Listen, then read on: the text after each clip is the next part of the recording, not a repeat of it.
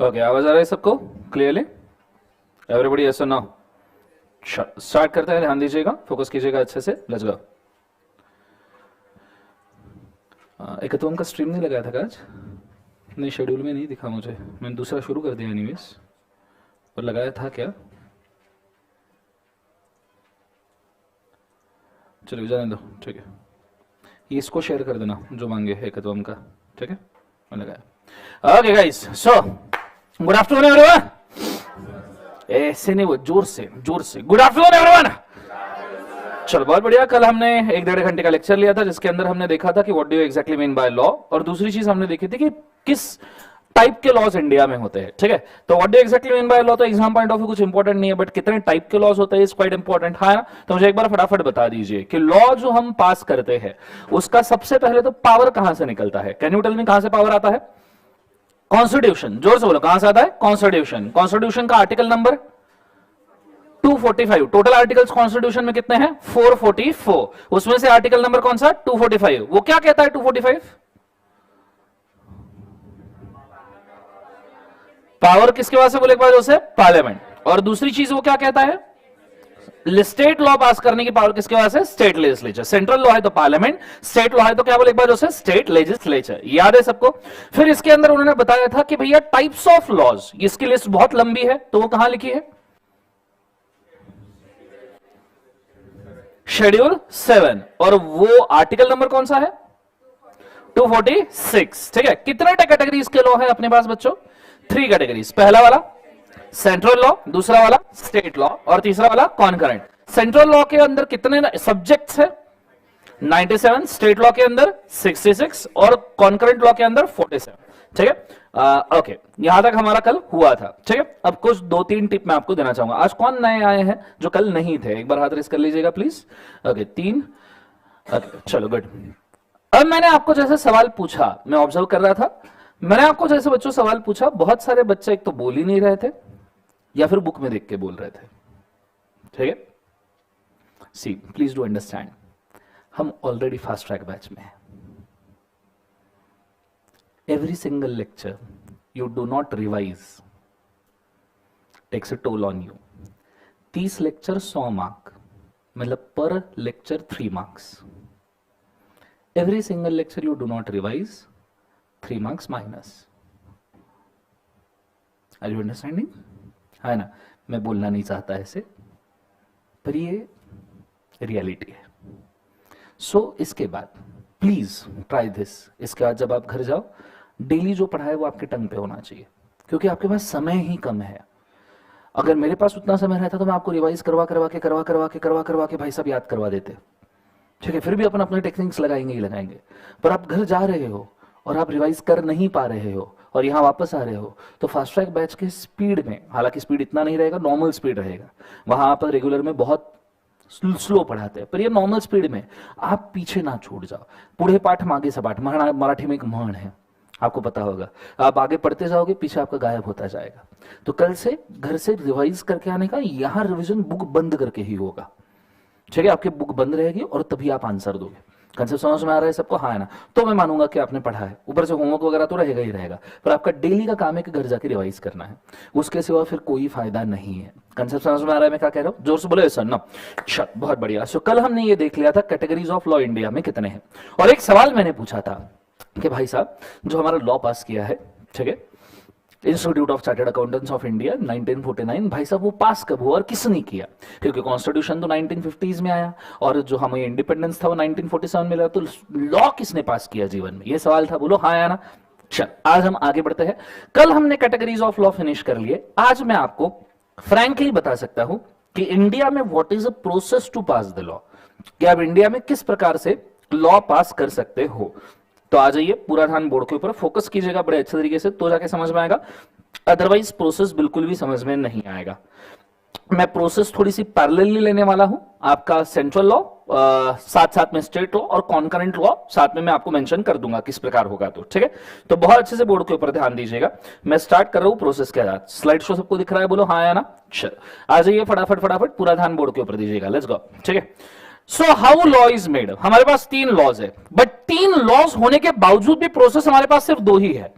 ठीक है, प्रोसेस सिर्फ दो ही है, 3 लॉज और प्रोसेस दो ही है। और कल मैंने आपको इसके पीछे रीजन बोला, सेंट्रल लॉ पार्लियामेंट पास करता है, स्टेट लॉ कौन पास करता है बच्चों? State legislature. कौन पास करता है? सब जन बोलो, स्टेट लेजिस्लेचर। जिस वजह से प्रोसेस हमारे पास दो तो है, पर साथ में हम कॉन्करेंट लॉ पहले सेंटर पे पास करवाते हैं और बाद में स्टेट पे, क्योंकि उसके अंदर दोनों के रूल्स चलते हैं। बोलो हाँ या ना? इस वजह से 3 लॉज 2 प्रोसेस। एक बार सब जन बोलो, कितने लॉज है? 3, और प्रोसेस कितने हैं? 2। कंसेप्ट समझ में आया? नाउ ये 2 प्रोसेस में पहला है सेंट्रल प्रोसेस, दूसरा है स्टेट प्रोसेस, मतलब पूरे इंडिया का एक प्रोसेस, ठीक है, जैसे आप देख रहे हो, और फिर स्टेट का अलग अलग प्रोसेस, हर एक स्टेट का अपना अपना प्रोसेस हो सकता है। वैसे how many states and union territories are there in India? 29 states and 7 union territories. समझ में आ रहा है? Total to 36। ये सुनो, सो ये चीज को आपने याद रखना। Now let's start the process. कोई भी लॉ पास करने के पहले, कोई भी लॉ शुरू करने के पहले, the first and primary step which comes is called as drafting. Law किसी ने तुम्हें ड्राफ्ट करना जरूरी है, लॉ किसी ने तुम्हें लिखना जरूरी है, क्योंकि लॉ अगर किसी ने लिखा ही नहीं तो आप पास क्या करोगे? लिखने वाला भी एक्सपर्ट बंदा होना चाहिए, उसको एक्सपीरियंस होना चाहिए, उसको समझ में आना चाहिए कि किस प्रकार इंडिया चलता है, पॉलिटिकल सिस्टम किस प्रकार चलता है।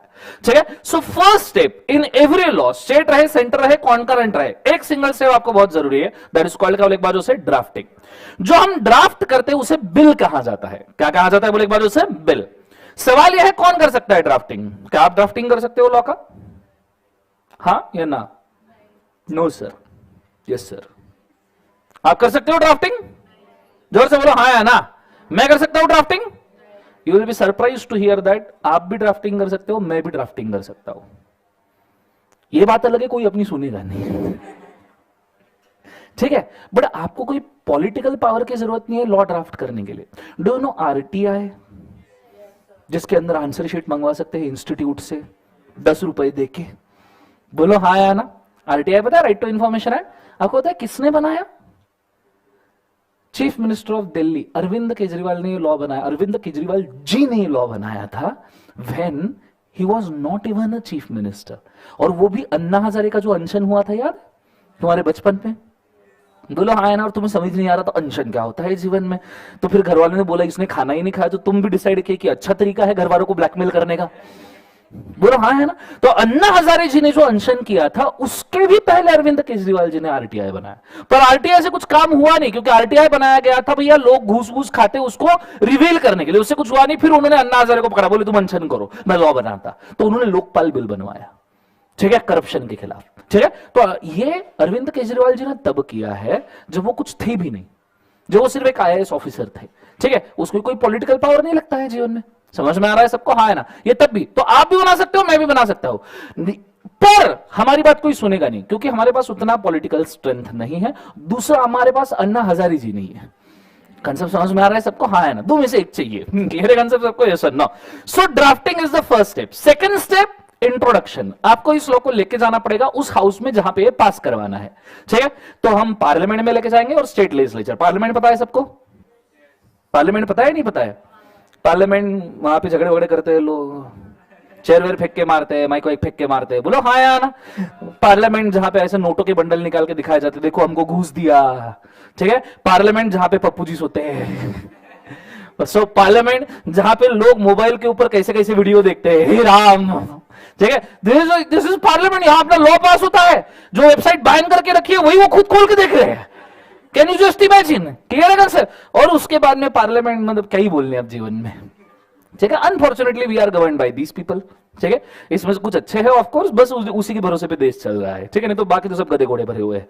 सो this is the parliament unfortunately. और ये पार्लियामेंट पे आपका लॉ प्रेजेंट किया जाता है। अगर सेंट्रल है और स्टेट लॉ है तो it is presented as state legislature. समझ में आ रहा है पक्का? हाँ है ना? यहां पे इन लॉज का फर्स्ट रीडिंग होता है। क्या होता है बोले बाजू से? First reading. और इस फर्स्ट रीडिंग के जिसने लॉ बनाया वो आता है और पूरा लॉ पढ़ता है। उसमें से आधे लोग सोते हैं, बचे हुए वॉकआउट करके भाग जाते हैं, उसमें से बचे हुए वहां से इसलिए बैठे रहते हैं क्योंकि पार्लियामेंट का नाश्ता और खाना बहुत सस्ता मिलता है, वो भी 5 स्टार लेवल का। समझ में आ रहा है? आपको पता है पार्लियामेंट के रेट्स का है? 40 रुपए में खाना 5 स्टार लेवल का, 10 रुपए में नाश्ता 5 स्टार लेवल का। Have you ever heard about this? ये हमारा टैक्स पे किया हुआ मनी है। ठीक है, जिसका नाश्ता और खाना बांटा जा रहा है उधर, और वो भी पसंद नहीं आया तो भी वॉकआउट करते हैं नालायक लोग। समझ में आ रहा है सबको? हाँ है ना? सो this is what is a parliament. So parliament पे यहां फर्स्ट रीडिंग होगा। जिनको समझेगा सुनेगा, जिनको नहीं समझ में आएगा सोएगा, whatever they wish for. ठीक है, फिर इन लोगों से, ये पार्लियामेंट्री लोगों से, नॉट सिर्फ इनसे, उस एरिया के पूरे लोगों से, नॉर्मल जनता से उस लॉ के ऊपर कमेंट्स लिए जाते हैं। जैसे आपने शायद सुना होगा, institute of chartered accountants of India का भी सिलेबस चेंज हो रहा है। बोलो हाँ है ना। ये लॉ पब्लिक कमेंट्स के लिए ओपन है, तुम भी इसके ऊपर कमेंट्स कर सकते हो कि नहीं मेरे को ये सब्जेक्ट पसंद नहीं आया, इसको मत रखो। ऐसा तुम कमेंट करोगे तो आठों के लिए करोगे, बात अलग है। समझ में आ रहा है सबको? हाल हो गया कि मेरे को ये एंट्री पसंद नहीं है, इस टेप को उड़ा ही दो, नेक्स्ट वाला बोले ऐसा ना। तो तुम भी कमेंट कर सकते हो, पर तुम तो कुछ भी कमेंट कर सकते हो। और लोग तो पागल है ना, किधर क्या कमेंट करना समझ में नहीं आता। हाँ है ना, इधर मोटिवेशनल वीडियो चल रहा है संदीप माहेश्वरी का, उसके नीचे सोनम गुप्ता बेवफा है। बोलो हाँ है ना। या फिर विनोद, वो बीच में आया था ना ट्रेंड, ऐसा नो। सो भाई कमेंट्स, पब्लिक का इनपुट आता है, बट पब्लिक कुछ भी इनपुट दे सकता है, पब्लिक का भरोसा नहीं, पब्लिक पागल है। तो इनपुट्स को फिल्टर करना पड़ता है, और जो काम के कमेंट्स है उनके ऊपर सोचा जाना चाहिए। हो सकता है कंस्ट्रक्टिव क्रिटिसिज्म आए। देखो कंस्ट्रक्टिव क्रिटिसिज्म से किसी को दिक्कत नहीं रहती, दिक्कत होती है उसके बोलने के तरीके से, कि आप किस प्रकार कंस्ट्रक्टिव क्रिटिसिज्म देते हो। ठीक है, सो दिस इज सोफिस्टिकेटेड वे। आप कभी भी लाइफ में देखना, आपको अगर कभी भी दूसरे को कुछ बोलना है ना, सामने वाले ने गलत किया, तो कभी भी एकदम गुस्से में बोलो, बात अलग हो जाती है, और बिठा के समझा के चाय पिला के चाय पिला के उसको प्यार से बोलो, बात अलग होती है। कंसेप्ट समझ में आ रहा है? वो उसको पॉजिटिव वे में लेगा। ठीक है, तो किसी को कुछ बोलते हो वो गलत नहीं है। ठीक है, it's not you it's me, ये बोलने में कोई दिक्कत नहीं है, बट ये बिठा के बोलना जरूरी है। समझ में आया सबको? आया ना। सो कंस्ट्रक्टिव क्रिटिसिज्म, और उसके लिए हम बिठाते हैं कमिटीज। किसको बिठाते हैं बोले एक बार? Committee. Committees are the people जो उस एरिया के धुरंधर होते हैं, मास्टर होते हैं। उन्होंने उस एरिया में कई सालों तक काम किया होता है, उनको पता होता है कि लॉ के ड्रॉबैक्स क्या है, लॉ की अच्छाइयां क्या है। ठीक है, और इन कमिटीज को प्रस्तावित करके हम सभी कमेंट्स को फिल्टर करते हैं, और जिन कमेंट्स के ऊपर सोचा जाना चाहिए उनके प्रैक्टिकल इंप्लीकेशन सोचते हैं, और लॉ के अंदर चेंजेस करते हैं। ओरिजिनल जो हमारा पहला ड्राफ्ट बना उसके अंदर चेंजेस कमिटी करवाती है। इन कमिटीज को कहा जाता है स्टैंडिंग कमिटीज। क्या कहा जाता है सब जन बोले एक बार? Standing committee. अब इसके अंदर थोड़ा सा ज्ञान प्रदर्शन करूंगा क्योंकि बहुत जरूरी है ये चीज। ठीक है, जो सबसे पहला क्या हो गया, इसको वेरी स्कॉलरी लैपटॉप भी बंद हो गया नहीं, ओके माय मिस्टेक, सॉरी। हाँ, सो इसके ऊपर थोड़ा सा ज्ञान प्रदर्शन होगा, बहुत अच्छे से सुनिएगा। जो सबसे पहला आपको दिख रहा है डायग्राम, ठीक है, this is called as bill. This is called as bill. अगर आप सेंट्रल लॉ पास कर रहे हो तो this is called as central bill. अगर आप स्टेट लॉ पास कर रहे हो this is called as state bill. What is difference between bill and act? Bill और एक्ट के बीच में क्या फर्क है? एक्ट ये दोनों हाउसेस पे पास होने के बाद एक्ट बोला जाएगा। बिल जब दोनों हाउसेस पे पास हो जाएगा बिकम्स अ एक्ट। ठीक है, bill is a passing process. Bill is a passing process. If you don't know, let me tell you. Companies act 2013 जो बना था, 2013 जो कंपनीज एक्ट बना था ना, उसका प्राइमरी बिल 2007 में पुट किया गया था। उसका फर्स्ट बिल पार्लियामेंट में 2007 में पुट किया गया था। बात बहुत समझने लायक है। सर क्यों 2007 में यह बिल को पुट किया गया? क्योंकि 2006 में ब्रिटिशर्स ने खुद का लॉ चेंज किया था, कंपनीज लॉ। हमने कॉपी करते करते 1 साल लगा दिया, क्योंकि हमारे सभी लॉज ब्रिटिशर्स से ही इंस्पायर्ड है ना भाई, क्योंकि वही बना। अरे 1872 बाबा आदम के जमाने का 150 साल पुराना कॉन्ट्रैक्ट एक्ट हम अभी भी मान रहे हैं, सेल ऑफ गुड्स एक्ट अभी भी मान रहे, पार्टनरशिप अभी भी मान रहे हैं, इंश्योरेंस एक्ट अभी भी मान रहे, निगोशिएबल इंस्ट्रूमेंट एक्ट अभी सिर्फ मान क्या रहे, तुम्हारे सिलेबस में डाल के रखे हुए। तो Britishers was our inspiration for preparation of law. तो वो जब लॉ चेंज करेंगे तो अपन कॉपी करेंगे। जहां जहां यूके यूके यूके लिखा है वहां पे इंडिया इंडिया इंडिया। कंसेप्ट समझ में आ रहा है सबको? हाँ है ना, जोर से बोले एक बार सर ना। तो इसलिए 2007 का बिल रिजेक्ट हो गया, 2008 का बिल रिजेक्ट हो गया, 2009 का बिल पार्लियामेंट ने रिजेक्ट कर दिया, 2010 का बिल ये पार्लियामेंट ने एक्सेप्ट कर लिया, स्टेट लेजिस्लेचर ने रिजेक्ट कर दिया। 2012 में नया बिल आया, 2012 का बिल 2013 में एक्सेप्ट हुआ। Actually companies act 2013 was actually companies bill 2012। It was companies bill 2012, पर वो साल था 2013 जिसमें वो एक्सेप्ट हुआ, इसलिए वो कंपनीज एक्ट 2013 बना। Are you understanding? तो बिल के नंबर से फर्क नहीं पड़ता है, वो कौन से साल में एक्सेप्ट होता है वो ईयर पीछे लगता है। Is it very clear everybody? बोलो हाँ या ना। So that is companies bill कौन सा? 2012। तो बिल ये पास होने के पहले, एक्ट ये पास होने के बाद, और ईयर कौन सा लगेगा? जिस साल में वो पास हुआ। कंसेप्ट समझ में आया? This is bill. बिल के बाद में this is a parliament. Parliament का डिस्कशन में थोड़ा सा पेंडिंग रख रहा हूं, आगे आ ही रहा है जस्ट, ठीक है। दिस इज स्टेट लेजिस्लेचर, ठीक है। फिर यहां पे रीडिंग हो रहा है, this is called as parliamentary reading, the central reading, and this is called the state reading. Concurrent के लिए अभी कुछ मत समझना, कॉन्करेंट में आपको बताऊंगा क्या करना है, जस्ट वेट। फिर this is a public comment, public comment मतलब मेंबर्स ऑफ पार्लियामेंट कमेंट करेंगे और इंडिया की जनता कमेंट करेगी, एमपीज कमेंट करेंगे, एमपीज मेंबर्स ऑफ पार्लियामेंट और इंडिया की जनता। And state law that is MLAs comment करेंगे, member of legislative assembly, and state की जनता इसके ऊपर कमेंट करेगी। किसकी जनता कमेंट करेगी बोले एक बार, स्टेट की, एमएलएस एंड स्टेट, दिख रहा है सबको।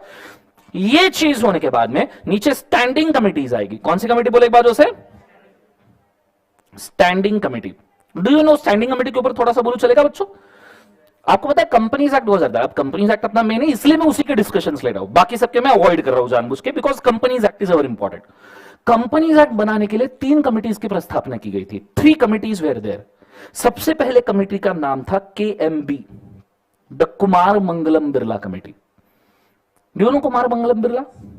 The richest chartered accountant of the world, because chartered accountant India का ही है, ठीक है, but he is the richest chartered accountant of India also, क्योंकि उसने सीए कंप्लीट किया, after that he is a business tycoon और उसके पास वेल्थ की तो कोई कमी नहीं है। कुमार मंगलम बिरला, उसकी कमेटी बनाई गई थी, ठीक है, कुमार मंगलम बिरला की, और उस कमेटी के थ्रू उन्होंने गवर्न किया किस प्रकार लॉ बनना चाहिए, कंपनीज एक्ट। दूसरी, सुन के अचरज होगा, Narayan Murthy committee. Narayan Murthy the chairman of Infosys and the founder of the Infosys, उनकी कमेटी थी। तीसरा नाम आपने सुना नहीं होगा, that is sir JJ Irani committee. Irani committee is a kind of Parsi investor, he was basically Parsi investor like Shapoorji Pallonji, ठीक है, और उनके बहुत सारे कंपनीज में इन्वेस्टमेंट्स थे, and he was at the very good position of board of directors in different companies. तो उनको भी गवर्न करने के लिए ला लिया गया कि भैया आप भी बताइए कंपनीज एक्ट बनना कैसे चाहिए। सो ये हेड थे उस कमेटी के, जैसे Kumar Mangalam Birla is a head, committee के अंदर 20-25 लोग रहेंगे, but he is a head, तो उनके नाम से गवर्न होती है कमेटी। कंसेप्ट समझ में आ रहा है सबको? हाँ ना, जोर से बोलो सर ना। ऐसी 3 कमिटीज बनाई सिर्फ कंपनीज एक्ट 1 बनाने के लिए। क्लियर है कंसेप्ट सबको? हाँ है ना। इसी प्रकार आपकी स्टेट कमिटीज भी बनती है, पर नॉर्मली स्टेट कमिटीज ये स्टेट प्रॉब्लम्स के लिए बनाई जाती है, जैसे गुटखा बैन, जुबा केसरी, उसके लिए उसके हिसाब से कमिटी, उसके अंदर वो कैंसर के अगेंस्ट फाइट करने वाले लोग, ह्यूमन राइट्स वाले लोग, ऐसे अलग अलग ऑर्गेनाइजेशंस के लोग हो सकते हैं। So this is just a half of what we are doing, this is just half of what we are searching for, कि अब हमने लॉ पास करने लायक बनाया, अभी तक पास नहीं हुआ है, अभी हमने लॉ पास करने लायक बनाया है। इसके बाद में अब लॉ वापस से जाता है पार्लियामेंट पे, क्योंकि अभी कमेटी ने फिल्टर कर दिया, नाउ पासिंग प्रोसेस स्टार्ट्स। और पार्लियामेंट के 2 हाउसेस होते हैं, लोकसभा, राज्यसभा, और स्टेट लेजिस्लेचर के 2 हाउसेस होते हैं, विधानसभा, विधान परिषद। बचपन में हिस्ट्री सब्जेक्ट सुना था, वो तो सुना ही होगा, पढ़ा तो होगा नहीं। उसके साथ में एक पतली सी बुक आती थी, सिविक्स, वो बड़ा मजेदार था, क्योंकि उसमें फोटोज आते थे सर बुक के अंदर, है ना, मजा आओ, फोटोज देखे, ओ बढ़िया बुक है, पर उसके अंदर का ज्ञान अंदर नहीं जाता था। कुछ तो ये बोलते थे प्रधानमंत्री, राष्ट्रपति, एक सेंटेंस हमको जरूर याद है कि इंडिया का पहला पर्सन प्रेसिडेंट होता है। हाँ बोलो, हाँ है ना। ये जितना ज्ञान मैं तुम्हें बांट रहा हूं ना, वो सिविक्स की बुक का है, ठीक है। अब मैं वापस से थोड़ी सिविक्स की बुक यहां पे थोड़े बड़े पैमाने पे खोलूंगा, बिकॉज मैं आपको एक चीज मेंशन करना चाहूंगा। सिंपली ये डिस्कशन अब मैं शुरू कर रहा हूं, ये डिस्कशन के बाद तुम तुम्हारे पप्पा के साथ बैठ सकते हो और इंडिया की पॉलिटिकल सिस्टम के ऊपर कमेंट कर सकते हो। जैसे पप्पा कभी बैठ के न्यूज देख रहे हैं और पॉलिटिकल न्यूज चल रहा है, कोई तो भी खतरनाक वाला, तुम बैठ के बोल सकते हैं क्या दिस इज बुलशिट। समझ में आ रहा है सबको? हाँ है ना, एकदम स्टाइल में बोलने का, घबराने का नहीं, क्योंकि अब मैं तुम्हारे सामने पॉलिटिकल सिस्टम खोल रहा हूं। और मैं आपको फ्रैंकली बताऊं, इंडिया की लॉ पासिंग सिस्टम और इंडिया की पॉलिटिकल सिस्टम दोनों को आप अलग नहीं कर सकते। 2 जिस्म एक जान, एक ही कॉइन के 2 पहलू। आप पॉलिटिकल सिस्टम समझोगे तो लॉ कैसे पास करना है समझोगे, क्योंकि लॉ भी कौन बनाएगा? जो गवर्निंग पार्टी है। तो उसके सिवा कैसे समझो क्या है? हम क्यों बोलते हैं कि बीजेपी जीता तो बीजेपी कर क्या रहा है जीवन में? तो बीजेपी भाई साहब तुम्हारे लिए लॉ बना रहा है, जिसकी वजह से तुम गवर्न हो रहे हो। इसलिए हम बोल रहे हैं बीजेपी देश चला रहा। क्यों? क्योंकि वो लॉ बना रहा है। कंसेप्ट समझ में आए? तो बहुत अच्छे सुनिएगा, बहुत प्यारा डिस्कशन है, ठीक है। पहले तो आप ये समझ जाइए, पार्लियामेंट के 2 houses, Lok Sabha, Rajya Sabha, state legislature के 2 houses, state legislative assembly, state legislative council. ठीक है, बहुत सारे बच्चों को इंग्लिश के नाम ही नहीं पता होते हैं। Lok Sabha house of people, Rajya Sabha house of state council, Vidhan Sabha state legislative assembly, Vidhan Parishad state legislative council. Sir पहले तो जीवन में यह बताओ, ये state legislative assembly, Lok Sabha, house of, इसमें बैठता कौन है? हमको कैसे पता चलेगा कौन सा वाला है? सिंपल बात, बहुत सिंपल, जहां पे मोदी जी बैठते हैं, मित्रों आपको इस तरीके से 56 इंच का सीना 1.5 लाख रुपए अकाउंट में आएंगे, मोदी जी। सब समझ में आ रहा है सबको? हाँ है ना? That is a central government. कौन सा गवर्नमेंट बोले एक बार? सेंटर। अब हम महाराष्ट्र में हैं, जो लाइव स्ट्रीम में बच्चे ज्वाइन हुए हैं उनको मैं मेंशन करना चाहूंगा कि आप अगर लाइव स्ट्रीम में ज्वाइन हुए हो तो आपके स्टेट के हिसाब से आप इमेजिन कर लीजिए, महाराष्ट्र में एक चीफ मिनिस्टर भी है ना, प्राइम मिनिस्टर तो मोदी है पर महाराष्ट्र में चीफ मिनिस्टर है। हालांकि हमको बहुत कंफ्यूजन है कौन है, तो है तो सही ना? तो महाराष्ट्र में, अरे सॉरी मतलब महाराष्ट्र में फिलहाल चीफ मिनिस्टर कौन है बताओ जरा? एकनाथ शिंदे जी।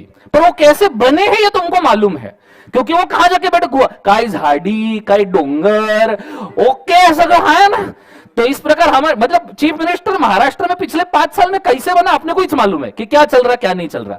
ठीक है, सो सिंपली अगर मैं बात करूं तो चीफ मिनिस्टर जहां बैठते हैं that is a state legislature, prime minister जहां बैठते हैं that is a parliament. Clear है answer?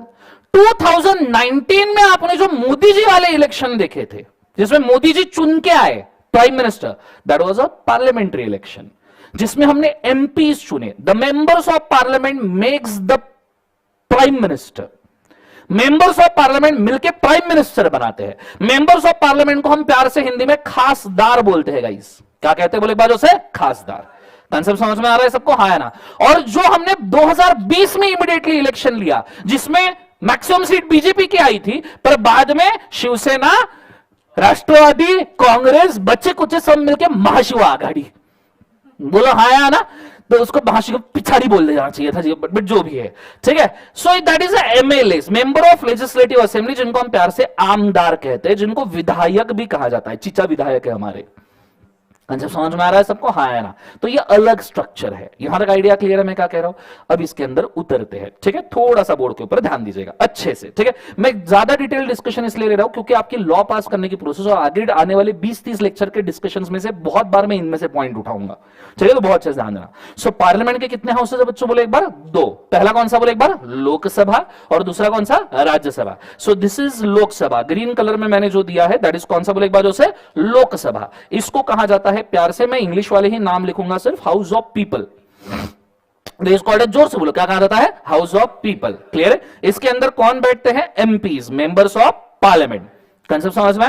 Now the question, Rajya Sabha. Rajya Sabha को क्या कहा जाता है? House of state councils. जोर से बोलो, क्या बोलना है? हाउस ऑफ स्टेट का। इसके अंदर कौन बैठते हैं? Members of state council, MSCs, members of क्या बोले बाजू से? स्टेट काउंसिल, राज्यसभा में बैठने वाले लोग। ठीक है, फिर इधर state legislature, state legislative assembly मतलब विधानसभा। ठीक है, स्टेट लेजिस्लेटिव असेंबली नाम लिख के रख दूं क्योंकि आपको ये वाला याद रहने से रखना मुश्किल है। State legislative assembly, state legislative assembly में कौन बैठते हैं? Members of legislative assembly, MLA. Clear है कंसेप्ट? और फिर आता है state legislative council, Vidhan Parishad council, Vidhan Parishad, जिसमें कौन बैठता है? Members of legislative council, MLCs. Clear है? अब हर एक स्टेट का तो डिस्कस नहीं कर सकते, 29 स्टेट्स और 7 यूनियन टेरिटोरीज करते करते हमारे 30 लेक्चर इसी में चल जाएंगे। तो we will discuss just parliament because उसका ही सिलेबस अपने सिलेबस में, तुम्हें स्टेट्स लॉस तो नहीं है, तो मेन हम पार्लियामेंट का डिस्कशन करेंगे। बहुत अच्छे से ध्यान देना। हाउस ऑफ पीपल में टोटल नंबर ऑफ लोग कितने बैठते हैं? तो हाउस ऑफ पीपल में टोटल नंबर ऑफ लोग होते हैं 545। कितने होते हैं बोले एक बार? 545। और हाउस ऑफ स्टेट काउंसिल में कितने लोग बैठते हैं? तो टोटल नंबर ऑफ लोग बैठते हैं 245। छोटे बच्चे को भी पूछा, छोटा शेमड़ा बच्चा, उसको भी पूछा कि भाई अगर तेरे को गवर्नमेंट बनानी है तो इसमें से तुमको कितने लगने चाहिए? 545 में से कितने लगने चाहिए अगर एक गवर्नमेंट बनानी है? तो कंपनी में भी वट किसका चलता है? जिसके हाथ में मेजोरिटी स्टेक रहता है, तो तुमको इसमें से कितने लगेंगे?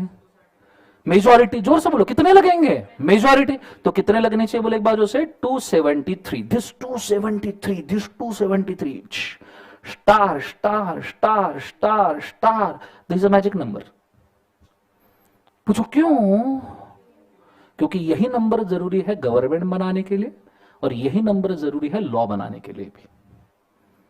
ठीक है, आपको यही नंबर लगेगा गवर्नमेंट बनाने के लिए, यही नंबर लगेगा लॉ बनाने के लिए। अगर एमपीज 545 एमपीज में से 545 एमपीज में से अगर तुम्हारे एमपीज 273 एंड अबव है तो तुम्हारी सरकार है।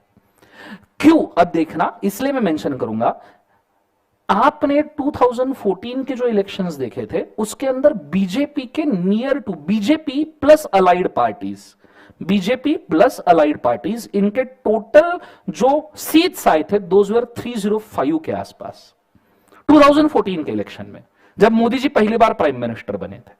बीजेपी प्लस अलाइड पार्टी, आपको पता है बीजेपी प्लस अलाइड पार्टीज को कहा जाता है एनडीए।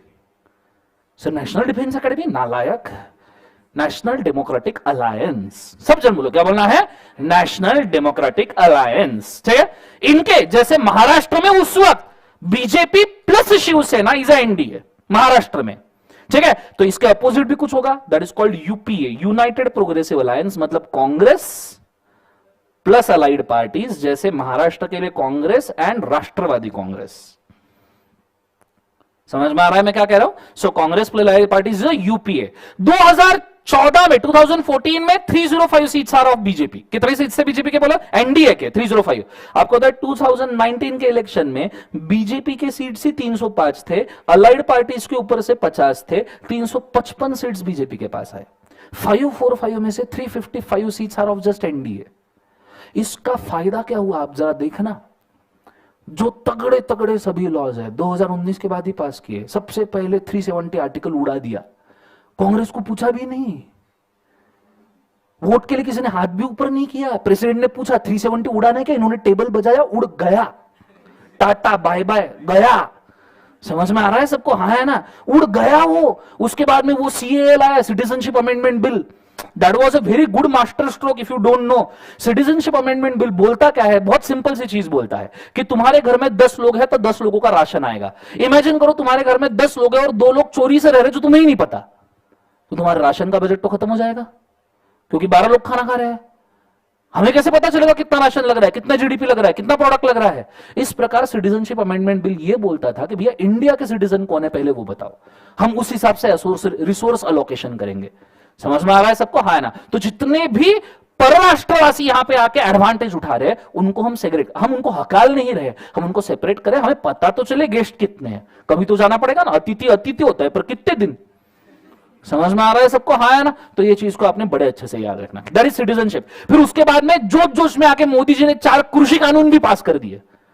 फिर उसके ऊपर वो बहुत बड़े, तो उनको वापस भी लेने पड़े, सॉरी भी बोलना पड़ा, क्योंकि बहुत मतलब बहुत जोश में आ गए ना, 370 हो गया, सीए हो गया, ये भी कर डालते साथ, बोले नहीं सॉरी गलती हो गई, तो वापस ले लिए। ठीक है, अभी आगे उनका सिटीजनशिप अमेंडमेंट बिल आने वाला है। ठीक है, वन सिंगल लॉ फॉर, वो कौन सा लॉ है? One single citizen one single right.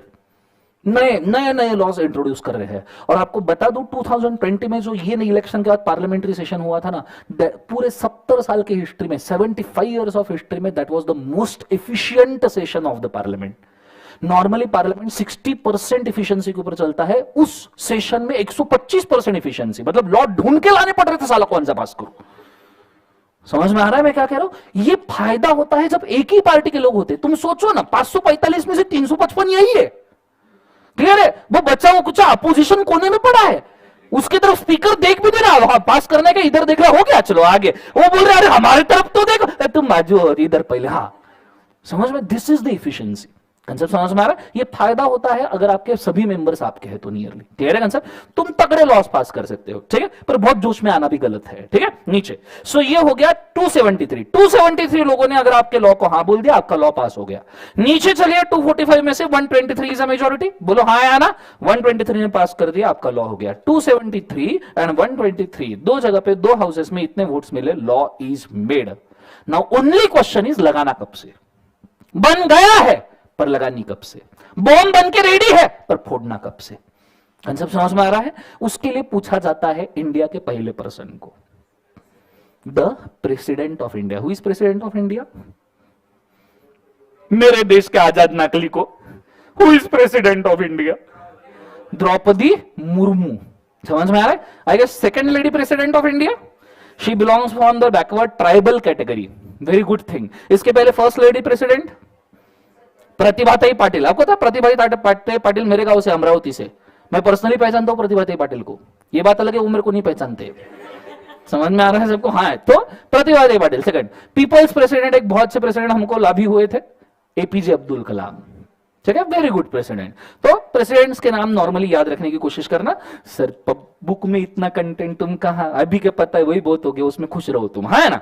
चलो कोई दिक्कत नहीं। सो यहां पे 123 पास किया जाएगा प्रेसिडेंट से, पास किया जाएगा किससे बोले एक बार से? प्रेसिडेंट। अब मेरे को एक बहुत जोर से यहां पे आया है एक सवाल, बहुत जोर से आया। सर जाके आओ, जाके नहीं आओ नालायक हो, बहुत जोर से सवाल आया। पूछो क्या? जोर से पूछो क्या? समझो, मैंने एक सुंदर सा लॉ बनाया, एकदम ब्यूटीफुल, मतलब ब्यूटीफुल। सो मैंने एक सुंदर सा लॉ बनाया, एकदम सुंदर सा, और इमरजेंसी में लगाना जरूरी है। कल पाकिस्तान का और इंडिया का समझो वॉर हो गया, क्योंकि पाकिस्तान में वैसे भी तकलीफ चल रही है। ठीक है, उनके यहां आटा भी नहीं मिल रहा, लोग वहां की सिटीजनशिप छोड़ के इधर उधर भाग रहे हैं, और उनका पहला स्थान जो प्रेफर्ड, वहां पे पोल लिया गया, पता है पाकिस्तान में पोल लिया गया कि अगर तुम पाकिस्तान से भाग रहे हो तो सबसे पहले कहां जाना चाहोगे? तो उन्हें क्या लिखना चाहिए? इंडिया में आएंगे। ठीक है, सो पाकिस्तान ऐसा देश है भाई जिसने चाइना से लोन लिया, किस बात के लिए? कि वो चाइना का लोन रीपे कर पाए। हाँ, तुम्हें नहीं पता पाकिस्तान ने चाइना से लोन लिया किस बात के लिए? कि वो चाइना का लोन रीपे कर पाए। Are you understanding? इस कगार पे पाकिस्तान। सो पाकिस्तान ने कल इंडिया के साथ वॉर डिक्लेयर किया, लेट्स से रिसोर्सेस के लिए। मैंने एक बहुत जबरदस्त लॉ बनाया, और मैंने देखा कि अब ये लॉ पास करना जरूरी है। पर मैंने देखा साहब पार्लियामेंट के जितने 545 मेंबर्स है वो सब मिनिस्ट्री में बिजी है। अब एमपीज है भाई साहब, वो तो खुद का काम करेंगे ना।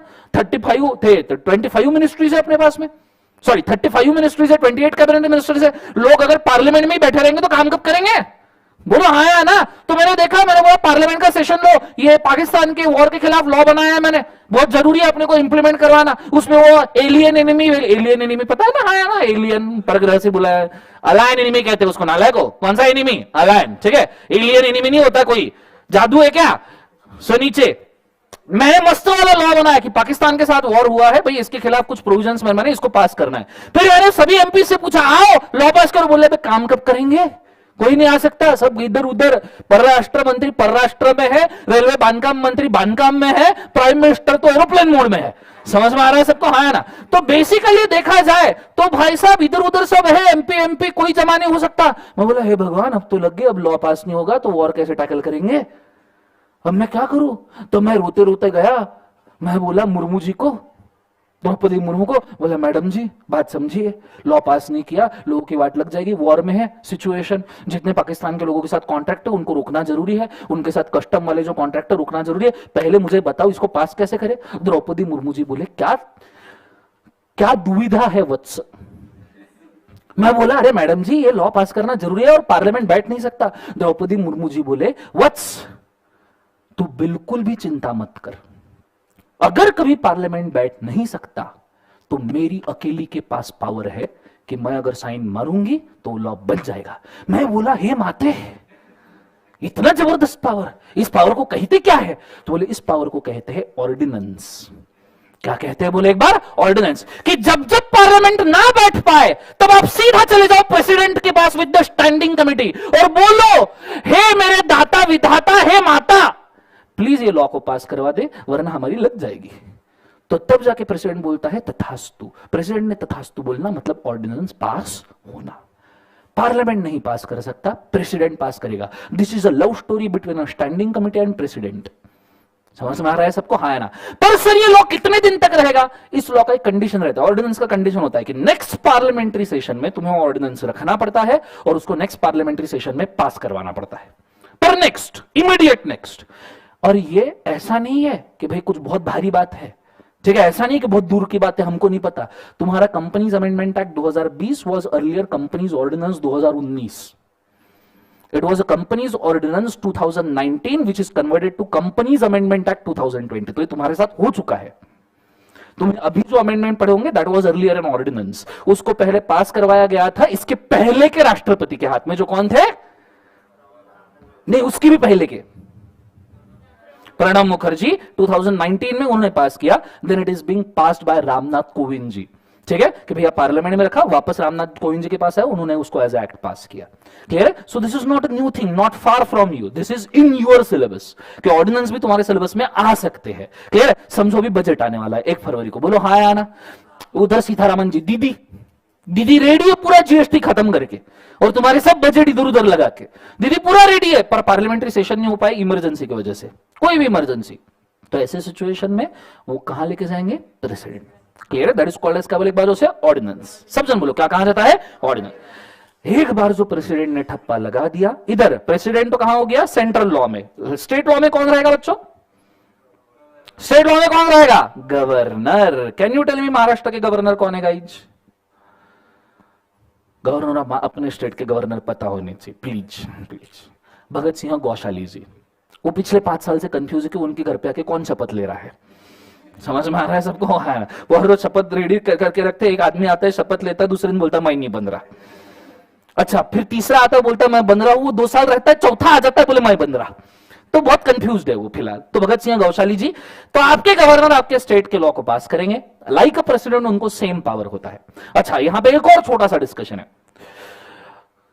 समझो पूरे 545 मेंबर ने लॉ पास किया, 273 मेंबर ने भी लॉ पास किया, 545 273 यूनियनिमसली पास किया। फिर प्रेसिडेंट के पास आया, मैडम ने देखा, बोले लॉ मेरे को बिल्कुल बंद नहीं आया तू, और मैडम ने उड़ा के फेंक दिया ड्राफ्ट। क्या मैडम ऐसा कर सकते हैं प्रेसिडेंट मैडम, बोलो हाँ या ना। Whether president can reject the law, बोलो हाँ या ना, कर सकता है, पर सिर्फ एक बार, सिर्फ एक बार। अगर उनके पास कंपनीज एक्ट आया, उन्होंने पढ़ा, उनको पसंद नहीं आया, तो उड़ा तो सकते हैं, फेंक तो सकते हैं, पर ये फेंकने के बाद एक और पर्ची बनानी पड़ेगी, reasons to reject the law, वो भी फेंकनी पड़ेगी। ये रीजन फेंकेंगे तो पहला वाला फेंकना जायज है, नहीं तो कुछ जायज नहीं है। और ये एक ही बार समझो, अब इन्होंने रीजन फेंके, उधर सेक्रेटरी ने कैच किया, वापस पार्लियामेंट में लेके गया, पार्लियामेंट में पूरा वापस ये जो रीजन है वो सब डिस्कस हुए, और कोई रीजन एक्सेप्ट नहीं हुआ। बोले मैडम जी रहने दो, कोई रीजन फीजन एक्सेप्ट नहीं, जो पहला वाला लॉ था वही अच्छा था, जो तुमने ऊपर फेंका वो बहुत अच्छा था। ठीक है? और वापस विदाउट इंप्लीमेंटिंग रीजन वापस से लॉ मैडम के पास आ गया। मैडम ने वापस देखा, मैडम तो बोले नहीं मैडम जी नहीं हो सकता, चेंजेस मत बोलो, गलती से अच्छा सा लॉ बना है, कृपया पास कर दो। तो मैडम जी सेकंड टाइम उसको रिजेक्ट नहीं कर सकते, भले ही मैडम जी के रीजन तुमने सुने हो या ना सुने हो। क्लियर है? That is called veto power. That is called कौन सा पावर बोले एक बार, वेटो। कंसेप्ट समझ में? इसको लिखवा दूंगा, टेंशन लेने की जरूरत नहीं है। क्लियर है कंसेप्ट? ये गवर्नर के पास भी होता है, गवर्नर भी स्टेट लॉ देख के बोल सकता है गुटखा बैन हो, बोलो जुआ केसरी आथू। कंसेप्ट समझ में आ रहा है सबको? हाँ है ना? वो भी रिजेक्ट कर सकता है। आइडिया क्लियर है मैं क्या कह रहा हूं? जोर से बोले एक बार, सुनना नीचे। एक बार इन दोनों का काम हो गया तो फिर काम शुरू होता है मिनिस्ट्री का। किसका काम शुरू होता है? मिनिस्ट्री। यहां से एक्चुअली लॉ की अहमियत बढ़ जाती है। मैं हमेशा आपको बोलूंगा बच्चों, ये पूरा प्रोसेस के ऊपर नियरली मैंने आधा पौन घंटा खराब कर दिया होगा या अच्छा कर दिया होगा, डजंट मैटर, पर ये जितना मैंने पढ़ाया ना वो एक्चुअल लॉ का सिर्फ 5% है, क्योंकि 5% ड्राफ्टिंग होता है और पास करना होता है, 95% होता है उसका इंप्लीमेंटेशन, और इंप्लीमेंटेशन करवाती है मिनिस्ट्री। ट्रैफिक सिग्नल पे अगर ट्रैफिक पुलिस खड़ा ना हो ना तो सब सिग्नल तोड़ते। कोई ये नहीं बोलता कि यार ट्रैफिक लॉ के अंदर लिखा हुआ है कि सिग्नल नहीं तोड़ना चाहिए। समझ में? तो authority ministry is prime importance, वही नहीं है तो लॉ नहीं है। इनकम टैक्स असेसिंग ऑफिसर नहीं होंगे, तुम देने वाले हो टैक्स, कमिश्नर की नोटिस नहीं आएगी, तुम दोगे टैक्स? बिल्कुल नहीं दोगे। इसलिए सीवीडीटी कमिश्नर बहुत जरूरी है। क्लियर है कंसेप्ट सबको? हाँ है ना? एंड दैट्स व्हाई हमारे यहां पे भाई साहब 35 मिनिस्ट्री है, एक हाथ दो कम ज्यादा हो सकती है क्योंकि गवर्नमेंट बनाते बिगाड़ते रहता है, डिपेंडिंग ऑन क्या टारगेट है। 35 मिनिस्ट्रीज के अंदर 28 मिनिस्टर्स है। सर क्या बात कर रहे हो? 35 मिनिस्ट्री और 28 मिनिस्टर, मतलब सर एक मिनिस्टर एक से ज्यादा मिनिस्ट्री ले सकता है? हाँ, Nirmala Sitharaman ji ministry of finance, ministry of corporate affairs, ministry of law and justice, 3 लेके बैठी है, एक संभाल नहीं रहा। समझ में आ रहा है मैं क्या कह रहा हूं? जोर से बोले। हाँ ना, तुम देखो जीएसटी के अमेंडमेंट, वो अमेंडमेंट नहीं है, पूरा नया जीएसटी है। आइडिया क्लियर है मैं क्या कह रहा हूं? तो ये चीज को आपने याद रखना। दूसरी बात, इसके पहले एक और इफिशिएंट मिनिस्ट्री थे, बहुत अच्छे इफिशिएंट, अरुण जेटली जी। वो भाई वो कहर आदमी था, वो 4 मिनिस्ट्री हैंडल कर रहा था। वो भी कौन सी? Ministry of finance, law and justice, corporate affair, ministry of defence. Are you understanding? मतलब इन तीनों तक के समझ सकता है, डिफेंस भी वो कैसे? तो this is a thing. Maharashtra से there is one good minister, जिनका मिनिस्ट्री पिछले 8 सालों से consistently productive ministry, top productive ministry, Nitin Gadkari. बांधकाम विभाग बांधे जा रहे, वो रुक नहीं रहा आदमी। वो तुमने अभी महाराष्ट्र में समृद्धि हाईवे बनाया, देखा तुमने? समृद्धि गए कभी? मैं गया था अभी समृद्धि हाईवे के ऊपर। अभी 120 की स्पीड वहां पे नॉर्मल है, ऐसा लगता है आदमी साइकिल चला रहा है। इतना प्यारा हाईवे बनाया, और उसने बनाया भी कैसे? नितिन गडकरी जी ने क्या किया मेरे को लगता है, ऐसे मैप लिया महाराष्ट्र का, उधर नागपुर से लेके मुंबई के ऊपर स्केल रखा और ऐसे मारा रैप, इसके बीच में जो भी आए फोड़ दो। वो वैसे बनाया है, सीरियसली। 8 लेन हाईवे, तुम जाके देखो, आदमी दौड़ेगा तो दिखेगा भी नहीं, इतना खतरनाक। सो और वो बांधे जा रहा है। वो भाई वो बोले अभी दिसंबर के बाद में उन्होंने उद्घाटन किया मुंबई दिल्ली हाईवे। वो बोले वो मार्च तक के रेडी कर देंगे एक पट्टा उसका। फिर वो गोल्डन क्वाड्रिलैटरल के ऊपर बात कर रहा है, बोले 4 कैपिटल सिटीज को हम जोड़ेंगे। वो क्या पता क्या खा के आया आदमी भाई, वो चल रहा है। बोले गवर्नमेंट कोई भी हो बांधूंगा मैं। सो बेसिकली देखा जाए तो this is how it is going. अब हमारे लिए मिनिस्ट्री कौन सा काम का है? हमारे लिए काम का मिनिस्ट्री है MCA, ministry of corporate affairs. ये हमारे काम का मिनिस्ट्री है, क्लियर है? मिनिस्ट्री ऑफ कॉर्पोरेट अफेयर्स के चेयरमैन दीदी, ठीक है, इनके पास काम आता है कि भाई इस लॉ को इंप्लीमेंट करे। आइडिया क्लियर है मैं क्या कह रहा हूं? जोर से बोले एक बार, यस और नो। नेक्स्ट वाला, इस साइड स्टेट के मिनिस्ट्रीज डिफर होते हैं, दिस इज वेरिएबल। क्या बोले एक बार, उसे वेरिएबल। अब याद रखना, ये मिनिस्ट्रीज ऑफिशियल गैजेट में, ऑफिशियल गैजेट GAZZEDTE, गैजेट जी से स्पेलिंग शुरू होता है, बट उसको शॉर्ट फॉर्म में OZ ही कहा जाता है, ओजी, ठीक है? Official gazette. ऑफिशियल गैजेट में 3 चीजें बोलते हैं, कौन से दिन से कौन से एरिया में कितने सेक्शंस वो लॉ के आएंगे। जैसे कंपनीज एक्ट आया तो ये बोलेंगे कि भैया कैसा था, सुनो बात को सुनो। अब ऑफिशियल गैजेट भी मैं आपको दिखा दूं, ये चाहिए तो थोड़ा साइड में लिख देंगे अपन, ठीक है? This is how the official gazette looks. छोटी छोटी इमेजेस है बट थोड़ा सा देख लेना।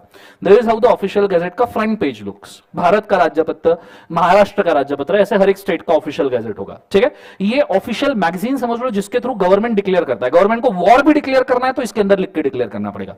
गवर्नमेंट कोई भी लॉ बनाता है इसके अंदर लिख के, कोई अमेंडमेंट लाता है इसके अंदर लिख के, गवर्नमेंट का कोई भी ऑफिशियल डिक्लेरेशन हो इसमें आएगा, कोई ऑफिसर भी चेंज हो रहा है इसमें आएगा। This is official gazette. Clear concept सबको? हाँ है ना? ये official magazine, government declare. Twitter is not official thing, ठीक है? वो करते हैं, that is different, this is official thing. Idea clear है मैं क्या कह रहा हूं? यस और नो? ये चीज को आपने याद रखना। ऑफिशियल गैजेट में 3 चीजें देते हैं। पहला तो डेट, कौन से दिन से कौन से एरिया में और कितने सेक्शंस एप्लीकेबल होंगे, कौन से दिन से कौन से एरिया में कितने सेक्शन। जैसे कंपनीज एक्ट और प्राइम लॉ, कंपनीज एक्ट का मैं आपको बोल सकता हूं 12 सितंबर 2013 से कंपनीज एक्ट आया था in entire of India including the state of Jammu and Kashmir, and with 98 sections out of 470 के साथ इंप्लीमेंट होना शुरू हुआ था। मतलब प्राइमरी सेक्शंस जो इंप्लीमेंट किए गए थे, प्राइमरी सेक्शन जो इंप्लीमेंट किए गए थे, those are just 98 section out of 470। 470 में से 98 सेक्शन पहले आए, फिर 183 सेक्शन दूसरे फेज में आए और फिर पूरा ही चेंज कर दिया। एक बात आपने याद रखना, इसमें आप सीखने लायक क्या है, जब भी कोई ओल्ड लॉ आता है और कभी भी न्यू लॉ इंप्लीमेंट होता है तो ऐसा नहीं होता कि ओल्ड लॉ आके बंद हो गया और न्यू लॉ एकदम से शुरू हो गया। No, it is like this. Old law धीरे धीरे कम होगा, न्यू लॉ धीरे धीरे बढ़ेगा। तो आपने देखना कंपनीज एक्ट 2013 के पहले से 98 सेक्शन, एकदम थोड़ा छोटू सा टोक, एरो का टोक, वो इंप्लीमेंट किया। फिर 183 सेक्शन, फिर उसके बाद में पूरे 470, क्योंकि उतने एंगल से आपको सिस्टम भी तो चेंज करनी है ना, गवर्नमेंट को सिस्टम भी तो चेंज करने की जरूरत है। बोलो हाँ या ना? एक ही लॉ ऐसा था जो ऐसा आके ऐसा लग गया, जीएसटी, क्योंकि ओरिजिनल एक्साइज और जीएसटी के अंदर कोई तालमेल ही नहीं था। वो सोच रहे थे कौन से निकाले कौन से हटाए, तो उनको समझ में ही नहीं आया, तो बोले ये गया या आया, फिर लग गया, फिर समझ में आ रहा है सबको? हाँ ना? तो ये चीज को आपने बड़े अच्छे से याद रखना चाहिए। आइडिया क्लियर है? सो this is the official gazette, ठीक है? ये चीज को याद रखना। मुझे एक बार बताओ वापस से, मिनिस्ट्रीज कितने बोले एक बार, जो से 35 और कितने मिनिस्टर्स हैं नियरली 28। ये कम ज्यादा प्लस माइनस 1 मान लेना, ठीक है? सो this is A law should be passed in India. Any goddamn law you take, ठीक है? कॉन्ट्रैक्ट वापस से बना, सेल ऑफ गुड्स, पार्टनरशिप वापस से बना, आपने जो भी लॉ पढ़ा होगा फाउंडेशन में, या आप जो लॉ पढ़ रहे हो इंटर पे, negotiable instrument, general clauses act, ठीक है, contract act, repeat, companies act, FEMA, SEBI, सिकरा, competition, banking, insurance, IRDA, factories, minimum wages, industrial dispute, whatever law you take, it should be passed by this system. There is no other system in India to pass the law. सब समझ में आया मैं क्या कह रहा हूं? जोर से बोले एक बार yes or no. और ये तुम्हारे रग रग में बस जाना चाहिए, ठीक है? रग रग में बस जाना चाहिए. क्यों? सी, मैं पहले 2 लेक्चर बेसिक के पूरे अवॉइड भी कर सकता, straight away I would have jumped you to companies act, पर तुम इसके बाद जा रहे हो आर्टिकलशिप, ठीक है? और दूसरा अगले 20-30 लेक्चर में मुझे काम में आएगा सब चीजें, ठीक है? तुमने देखना हर जगह पे तुमको समझ में आए, कई सारी तुम्हारे प्रॉब्लम खत्म हो जाएंगे, क्वेरी आने के पहले निपट जाएंगे, क्योंकि तुमको पता रहेगा प्रोसेस ये था. कंसेप्ट समझ में आया? और आर्टिकलशिप में जब तुम जाओगे और समझो कंपनीज एक्ट में कोई नया जबरदस्त वाला तगड़ा अमेंडमेंट आने वाला है, कंपनीज एक्ट छोड़ो कहीं पे भी अमेंडमेंट आने वाला है, यू शुड नो कि भैया ये प्रोसेस से ही आएगा. This is how it should be passed. तो तुम उसको फॉलो कर पाओगे प्रॉपरली. लॉ आने के पहले you would have been ready कि नहीं मेरा पढ़ के हो गया है. This is what is required. Concept समझ में आ रहा है सबको? हाँ है ना? तो मैं चाहूंगा इसको हम लिख लेते हैं एक बार. आप एक रजिस्टर का पेज लीजिए, पेज को 2 पार्ट में डिवाइड कीजिए, एक साइड सेंट्रल प्रोसेस, दूसरी साइड स्टेट प्रोसेस, ठीक है? कॉन्करेंट के ऊपर मैं नोट लिखवा दूंगा, टेंशन लेने की जरूरत नहीं है. कमेंट्स नहीं आ रहे हैं और अब दिख रहे हैं, देखो दिख रहे कमेंट.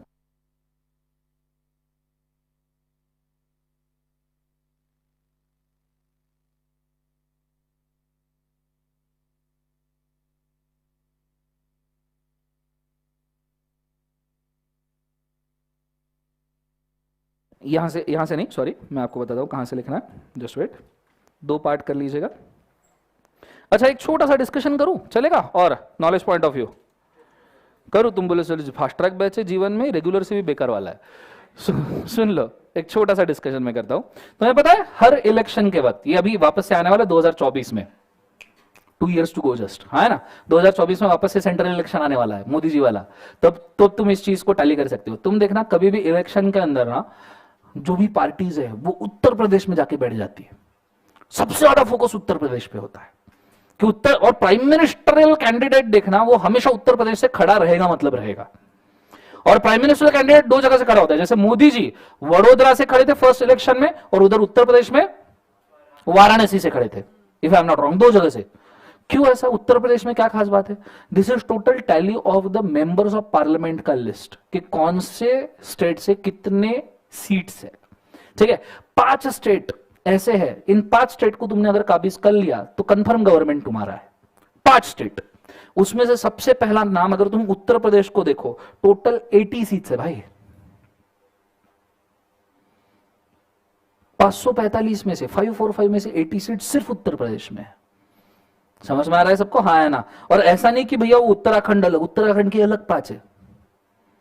समझ में आ रहा है? तो 80 seats in the Uttar Pradesh. फिर तुम टैली करते जाओ कि और कौन सा बड़ा हुआ है, उसके नीचे वेस्ट बंगाल, ममता दीदी 42 सीट्स, ठीक है? फिर आप उसके भी अंदर थोड़ा सा देखो, 39 सीट्स के साथ इट इज तमिलनाडु, ठीक है? फिर उसके पीछे ये वाले लिस्ट में आ जाओ तो आप देख सकते हो बिहार 40 सीट्स, दिख रहा है सबको? ऐसा ना? और महाराष्ट्र, जय महाराष्ट्र 48 सीट्स, ठीक है? और एक राजस्थान है, if I am not wrong, Rajasthan किधर गया? नहीं, राजस्थान नहीं, और कौन सा है? 42. आंध्र प्रदेश, यस. अभी पर आंध्र प्रदेश भी तेलंगाना और इसमें टूट गया है, इसके अंदर तेलंगाना लिखा नहीं है, बट ठीक है. बट ये 4-5 स्टेट्स, ये अगर 4-5 स्टेट्स में तुम्हारी सरकार चुन के आई तो कंफर्म गवर्नमेंट तुम बना रहे हो, ऐसा माना जाता है. क्लियर है sir? That's why Uttar Pradesh, ये 4-5 स्टेट बहुत काम के हैं. तुम जब इलेक्शन देखो, एग्जिट पोल देखो, तो 4 स्टेट्स के ऊपर हमेशा फोकस रखने का कि भैया ये 4 जीत गए मतलब गेम ओवर. समझ में आया पक्का? हाँ है ना? चलो मैं चाहूंगा देख लो इसको, गो फॉर इट फास्ट. यहां से शुरू करना.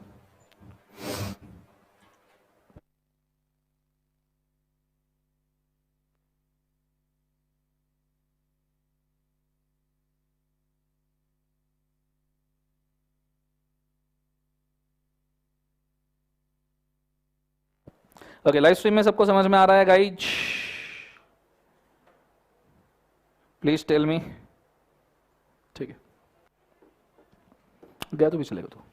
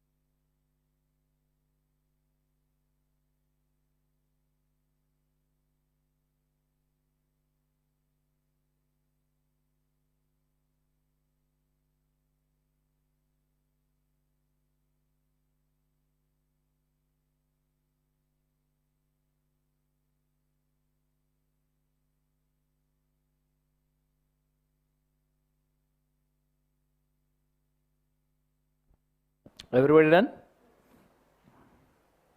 नेक्स्ट वाला स्लाइड के ऊपर मैं जा रहा हूं, ठीक है?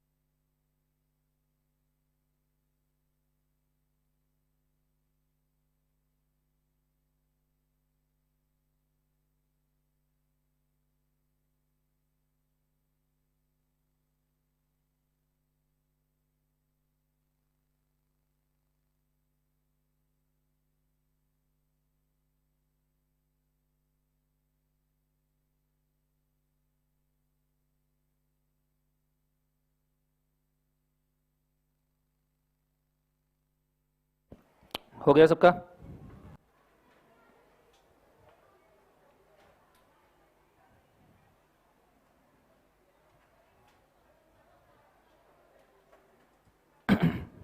ये सुनो,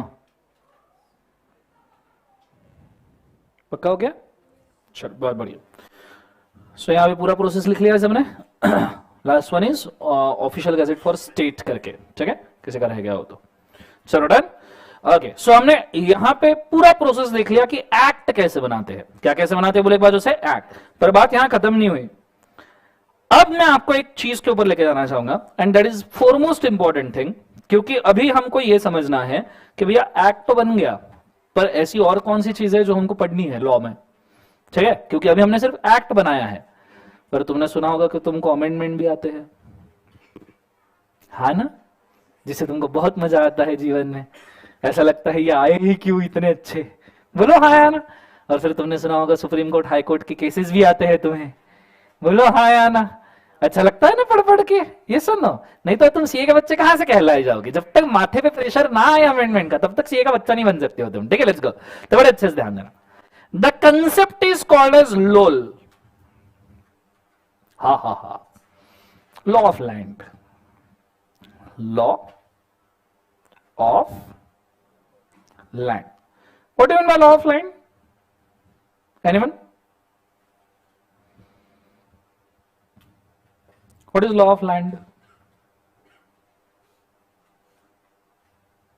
लैंड पे लगने वाला law, it is as good as it is. Law पे, लैंड पे लगने वाला लॉ, गेम ओवर। ठीक है, law of land is a term which is derived from kingship. जब किंग्स किसी भी अपने राज्य में लॉ लगाते थे तो वो इस प्रकार से डिसीजन पास करते थे कि as per our law of land, हमारे लैंड के लॉ के हिसाब से हम डिसीजन दे रहे हैं, तो is called law of land. Law of land का इंडिया के लिए मतलब है the law which is applicable to territory of India including the state of Jammu and Kashmir, plus समंदर में कितना अंदर, समंदर में कितना अंदर, 12 नॉटिकल माइल्स। हालांकि जीएसटी में आप 200 नॉटिकल माइल तक के निकल जाते हो, ठीक है, पर लॉ लगाने के हिसाब से 12 नॉटिकल माइल्स समंदर में। समझ में आ रहा है पक्का? हाँ है ना? अब ये नालायक कोई नहीं पूछेगा कि सर मैं 12 नॉटिकल माइल्स के एंड पे बॉर्डर पे खड़ा हूं तो क्या, प्लीज समझ में आ रहा है सबको? हाँ है ना? ऐसे सवाल पूछने वाले को हम पहले जेल में डालते हैं। समझ में आ रहा है सबको? हाँ है ना? जोर से बोले सर ना। अच्छा, मेरे को एक और जोर से सवाल आया है, बहुत जोर से आया, पूछो कौन सा? वो तुमने मूवी देखा है बजरंगी भाईजान? बजरंगी भाईजान देखा है? हाँ ना? उसके अंदर एक लास्ट में सीन है, सीन मतलब अच्छा वाला, ठीक है, उसके अंदर लास्ट में एक सीन है जहां बजरंगी भाईजान इंडिया के बॉर्डर के बाहर खड़े रहते और उधर से वो बच्ची जोर से चिल्लाती है मामा, पहली बार चिल्लाती है जीवन में वो, ठीक है, और फिर वो भाग के आती है, फिर बजरंगी भाईजान उसको पकड़ते हैं, ऐसे हवा में उछालते हैं, वो लड़की हवा में अटकी रहती है, मूवी वही खत्म हो जाती है। बोलो हाँ है ना? याद आया सबको? मुझे तो बजरंगी भाईजान इंडिया के बॉर्डर के बाहर है, पर पाकिस्तान के बॉर्डर के भी बाहर है, वो बीच में है ना। उनको कौन सा लॉ लगा है? उनको लगेगा क्या लॉ ऑफ लैंड अपना? No sir, yes sir. एक बात, ये सवाल आते कहां से तुमको? हर मूवी देखते वक्त मैंने देखा है यहां कौन सा लॉ लगेगा यार। अब टीचर क्या और क्या सोचेगा टीचर जीवन में? हम सिग्नल पे खड़े रहते तो सोचते हैं कि सिग्नल के अंदर क्या एग्जांपल बन सकता है, तो मेरे को दिखा हो तो दिमाग में आया तो मैं पूछ रहा हूं, उसको कौन सा लॉ लगना चाहिए? उसको एक्चुअली कोई लॉ नहीं लगता। The area is called as no man's land, it is governed by United Nations. तो उसको अगर लॉ लगाने भी है तो यूनाइटेड नेशंस के। बजरंगी भाईजान is out of the law of the India. Clear है कंसेप्ट? समझ में आ रहा है सबको? हाँ है ना? तो ये चीज को आपने याद रखना। Anyways he is out of law of India practically also. समझ में आ रहा है सबको? हाँ है ना? तो ये चीज को तुमने बड़े अच्छे तरीके से याद रखना। इज कॉल्ड लॉ ऑफ क्या बोले एक बार उसे लैंड। और वो बच्ची जो हवा में है जमीन पे आदमी को नहीं लग रहा, उसको तो बहुत दूर की बात है, ठीक है। सो लॉ ऑफ लैंड की अगर हम बात करें तो लॉ ऑफ लैंड को आप 4 पार्ट में डिवाइड कर सकते हो गाइस। कितने पार्ट्स में बोले एक बार उसे? 4। सबसे पहले अभी तक जो हमने पूरा प्रोसेस देखा, लंबा चौड़ा 1-1.5 घंटे का discussion, that is about preparation of act. That is about preparation of act. A act is a part of law of land. Act is a part of LOL. आप कंपनीज एक्ट बोल रहे हो, it is a part of law. Income tax act बोल रहे हो, it is a part of law. Negotiable instrument, contract, everything is a part of law. Act is pass by either parliament या तो फिर state legislature. Is it clear everybody?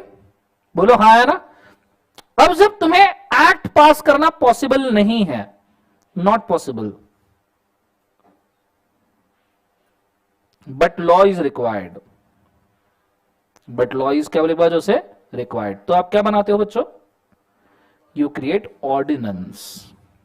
You create क्या बोले बात उसे? ऑर्डिनेंस।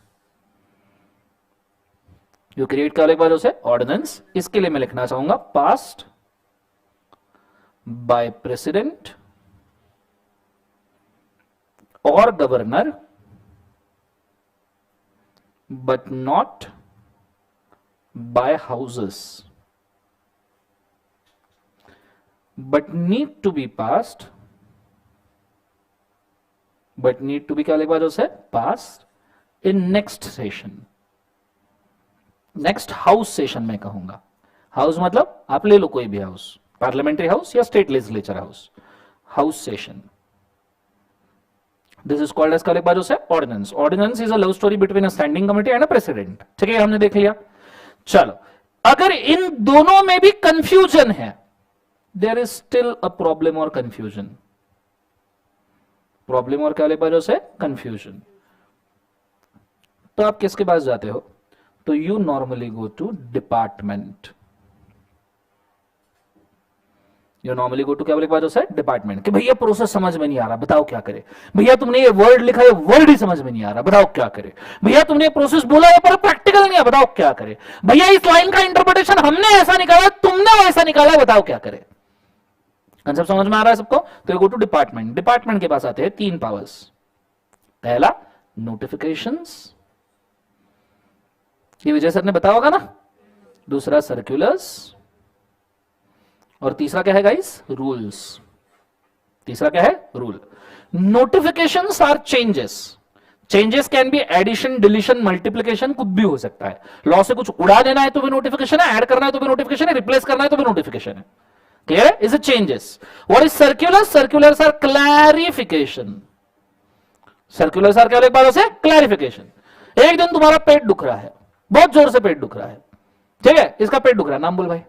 आयुष। आयुष का एक दिन बहुत पेट दुख रहा था। आयुष एक डॉक्टर के पास गया, डॉक्टर को पूछा, सर मेरा बहुत पेट दुख रहा है, क्या करूं? डॉक्टर ने बोला acidity. Ayush, second opinion necessary in India, है ना, एक डॉक्टर के भरोसे पे नहीं बैठ सकते। आयुष गया दूसरे डॉक्टर के पास में, उसको सर बहुत पेट दुख रहा है, बहुत। दूसरा डॉक्टर, तुमको वो गया जो नहीं होना चाहिए था। पात्र घटना है काल्पनिक, ठीक है। तो ऐसे सिचुएशन में 2 ओपिनियन, आयुष कंफ्यूज, अब क्या करूं? तीसरे डॉक्टर के पास, तीसरा, तुमको अपेंडिक्स हो गया। एक बीमारी 4 इलाज, और चारों इलाज अलग अलग इंटरप्रिटेशन के। ऐसा अगर लॉ में हुआ, एक लाइन 4 इंटरप्रिटेशन, तो डिपार्टमेंट को आना पड़ेगा ना भाई। तो सर्कुलर लेके आते हैं, भैया इस लाइन का मतलब ये है, ये छोड़ के कुछ और मत मानना। आइडिया क्लियर है? That is circular. Idea clear है? नेक्स्ट वाला rules. What is rules? Rules is a process. एक, आई होप सो, तुमने बहुत बड़ी चीज, I don't hope so, I hope so negatively, positively I don't hope so, पर negatively ये चीज हुई हो सकती है शायद तुम्हारे केस में। एक बहुत बड़ा पैरामीटर तुमने मिस किया जा सकता, किया होगा, ई फॉर्म्स। कंपनीज एक्ट के ई फॉर्म्स, सभी ई फॉर्म्स ये रूल्स में लिखे जाते हैं। कोई भी प्रोसेसिंग के फॉर्म्स है वो रूल्स में लिखे जाते हैं। सेक्शन तो हम याद करेंगे ही, हम ई फॉर्म्स भी याद करेंगे।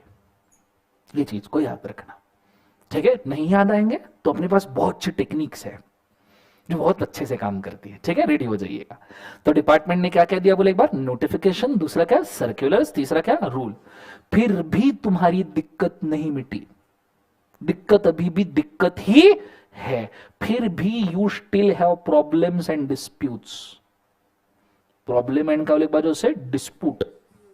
अगर तुमको फिर भी प्रॉब्लम है जीवन में, अगर तुमको फिर भी शांति नहीं है, तो फिर भाई तुम एंड में एक ही जगह जा सकते हो, सुप्रीम कोर्ट, हाई कोर्ट। एक बात याद रखना, सुप्रीम कोर्ट, हाई कोर्ट सिर्फ क्वेश्चन ऑफ लॉ एंटरटेन करते हैं। Supreme court, high court question of fact entertain नहीं करते। सर सुनने में बहुत अच्छा लगा हमें, पर यह है क्या? What is question on law, what is question of fact? पहली बार जीवन में ऐसा क्वेश्चन पढ़ रहे जिसके बारे में हमें क्वेश्चन है। So tell me, what is question of law and question of fact? Anyone?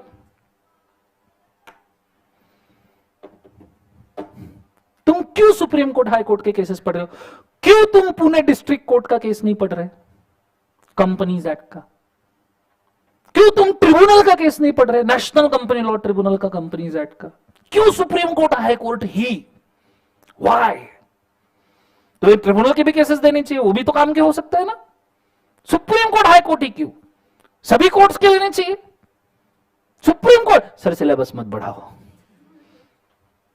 बहुत अच्छे से सुनना। There are 2 types of questions in every single law of India.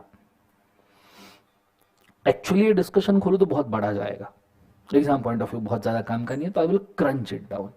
और क्रंच वाला भी बड़ा ही है, थोड़ा प्यार से सुनना। अगर वो बहुत बड़ा खोलूं तो फिर हम वर्ल्ड वॉर 2 से आएंगे, वो अपने को अभी फास्ट ट्रैक में तो वर्ल्ड वॉर में नहीं जा सकते अपन, क्योंकि ऑलरेडी वॉर में है अपन, ठीक है। ऐसा समझ लो ब्रीफ में, जिन कंट्रीज को ब्रिटिशर्स ने रूल किया, और ब्रिटिशर्स के जो कंट्रीज दोस्त है, जैसे US, British, US, European countries, NATO एक साइड, और दूसरे साइड जर्मनी, जापान, हिटलर वाले, वर्ल्ड वॉर 2 इनमें हुआ था ना। तो जो ब्रिटिशर्स वाले और फ्रेंडली कंट्रीज है उनमें एक लीगल सिस्टम चलता है, और जो नाटो वगैरह वाले जो है, नाटो नहीं सॉरी, जो जापान और जर्मनी वाले हैं उनके यहां दूसरा लीगल सिस्टम चलता है। हमारे यहां जो लीगल सिस्टम चलता है, अब इसमें बहुत सारे परम्यूटेशन जो है बाद में, हमारे यहां जो लीगल सिस्टम चलता है, व्हाट इट सेज कि एवरी डिस्प्यूट, हर चीज जो कोर्ट के पास जाती है वो दो पार्ट में डिवाइड होती है। One is called as question of fact, one is called as question of law. What is question of fact? Let's take an example कि भाई मैं नाम बोलो पे से आया, ठीक है, आयुष ना आया। पात्र और घटनाएं काल्पनिक, वास्तविक जीवन से कोई संबंध, यदि किसी घटना के साथ समानता होती है मात्र संयोग कहा जाएगा, ठीक है। आपका नाम बोलो चैत्या, ठीक है, सेम डू, ठीक है। सो आया ने चैत्या के साथ कॉन्ट्रैक्ट किया कि आया, लेट्स टेक दिस, किसने? आया ने किसके साथ कॉन्ट्रैक्ट किया? चैत्या के साथ कॉन्ट्रैक्ट किया कि आया चैत्या से 24 कैरेट गोल्ड परचेस करेगा। इसलिए आया ने चैत्या को रुपए 5 लाख का चेक दिया, ठीक। जब ये 24 कैरेट गोल्ड आया तो आया को तो दिखा कि ये तो 18 कैरेट ही है, ये तो 24 कैरेट है ही नहीं। तो आया ने चैत्या के ऊपर केस कर दिया। ये तुम क्यों सुन रहे हो? क्योंकि तो मैं सुना रहा हूं इसलिए। तो मैं कुछ भी फेरी टेल सुनाऊंगा, सिंड्रेला ने जूते को चूमा या मेंढक को चूमा और उसका राजा बन गया, तो सुनोगे तुम जीवन में? ये मैं सुना रहा हूं इस तरह। व्हाट आई मीन टू से, ये केस का तुमसे कोई रिलेवेंस है? ऐसा है क्या कि ये केस सुनने के वजह तुमको 1-1 ग्राम गोल्ड मिलेगा? नहीं। अच्छा, ये केस में जो भी डिसीजन आएगा इससे तुम्हारे ऊपर कोई असर होने वाला है? दिस विल ओनली अफेक्ट आया एंड चैत्या। प्राइमरी तुमको केस में लग रहा होगा चैत्या का गलती 18 कैरेट गोल्ड दिया। यू नेवर नो आया की वेइंग मशीन ही खराब हो, यू नेवर नो आया ने जो चेक दिया वही बाउंस हो गया हो। फैक्ट कैन बी डिस्टॉर्टिंग, पर इससे तुम्हारा कोई लेना देना नहीं है। जो भी डिसीजन आया, दो पार्टी सफर करेगी, उनका प्रॉब्लम, वो कुछ भी करे, हमारे से कोई लेना देना। This is called as question of fact. When a decision of the case affect only to the parties of the contract is a question of fact. Is it clear यहां तक के? जोर से बोलो हाँ या ना। Now I'll tell you question of law. Question of fact only affect parties to contract. Parties to क्या लिखा जो contract. Question of law is nothing but a question of fact. बहुत प्यार से सुनना, नहीं तो गियो। Question of law is nothing but a question of fact which affects entire public. Question of law भी क्वेश्चन ऑफ फैक्ट ही है, क्योंकि कहीं किसी फैक्ट में दिक्कत आई तो वो कोर्ट के पास आया, पर इसका डिसीजन साला पूरे देश के ऊपर असर करेगा। कहीं कोई डिस्प्यूट मिला, वो कोर्ट के पास आया, पर कोर्ट ने बताने के पहले भी सोचा कि साला मैं कोई बोलूंगा ना तो पूरा देश मानेगा इसको, हो गया question of law. For example, little example, Gokulashtami पता है? गोकुलाष्टमी, गोकुलाष्टमी महाराष्ट्र में बहुत फेमस है फेस्टिवल, उधर भी बहुत ज्यादा फेमस है, कृष्ण जी जहां पे पैदा हुए, ठीक है। गोकुलाष्टमी में दही हंडी होती है, और दही हंडी फोड़ने के लिए हम पिरामिड्स बनाते हैं, मनोरे, हाँ है ना।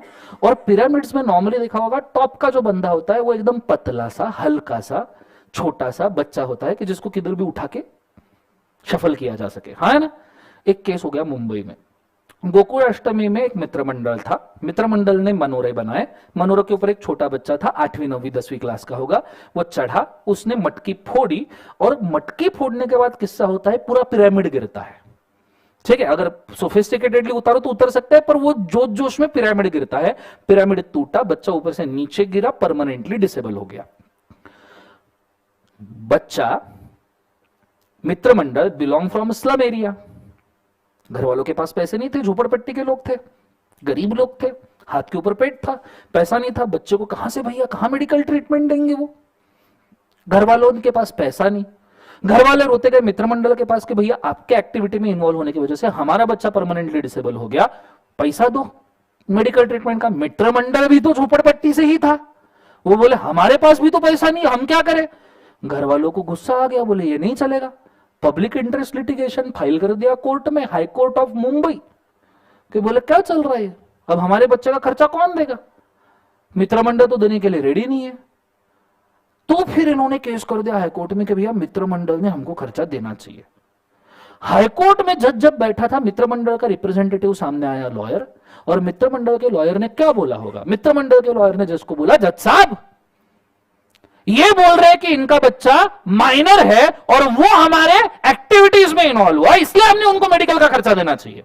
मित्रमंडल ने ये बोला, ये क्लेम कर रहे हैं। पर जज साहब इनका बच्चा माइनर हो या मेजर हो क्या फर्क पड़ता है। रिलीजियस एक्टिविटी में इन्वॉल्व होने का राइट बचपन से लेकर हर एक पर्सन को है। इट इज रिलीजियस एक्टिविटी, और तुम रिलीजियस एक्टिविटी में इन्वॉल्व होने का राइट बचपन से लेकर हर पर्सन को, पैदा हुआ तो रिलीजन लग गया ना भाई, तो वहां से वो कभी भी कितना भी इन्वॉल्व हो। और अगर कोई बंदा रिलीजियस एक्टिविटी में खुद होकर इन्वॉल्व हो रहा है तो हम उसके लिए डैमेजेस क्यों दे, वो तो खुद की मर्जी से इन्वॉल्व हुआ था, हम डैमेजेस नहीं देंगे। मित्रमंडल ने बोला। इधर से पेरेंट्स बोलते बट नहीं, हमारा बच्चा माइनर है, हमारा बच्चा माइनर है तो रिलीजियस एक्टिविटी में वो खुद इंटर नहीं कर सकता, हमारी परमिशन के सिवा उसने इंटर नहीं करना चाहिए। मित्रमंडल ने हमारी परमिशन नहीं ली, हमको डैमेजेस चाहिए। जज फ्रस्ट्रेशन में आ गया, बोले क्या चल रहा। फिर जज ने, मुंबई हाईकोर्ट के जज ने डिसीजन दे दिया, बोले none of the minor person shall get involve in the religious activity unless and until the permission is taken from guardian. बोले कोई माइनर पर्सन रिलीजियस एक्टिविटी में इन्वॉल्व नहीं होगा जब तक गार्डियन का परमिशन ना आए। बवाल, आप सोचो, आप सोच नहीं पा रहे, बवाल। मतलब बच्चे को कोई भी रिलीजियस एक्टिविटी करना है, पहले पेरेंट्स को पूछेंगे, मंदिर की सीढ़ी चढ़ने के पहले पप्पा,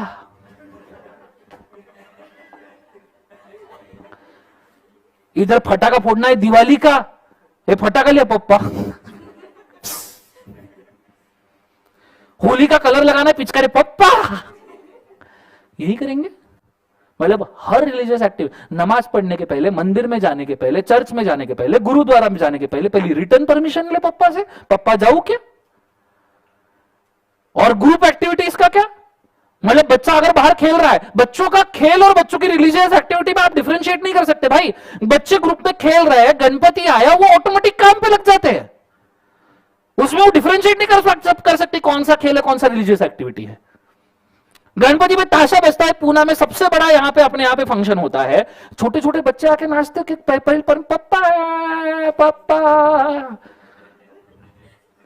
बवाल डिसीजन भाई, बवाल डिसीजन। और डिसीजन से फ्रस्ट्रेशन कितना।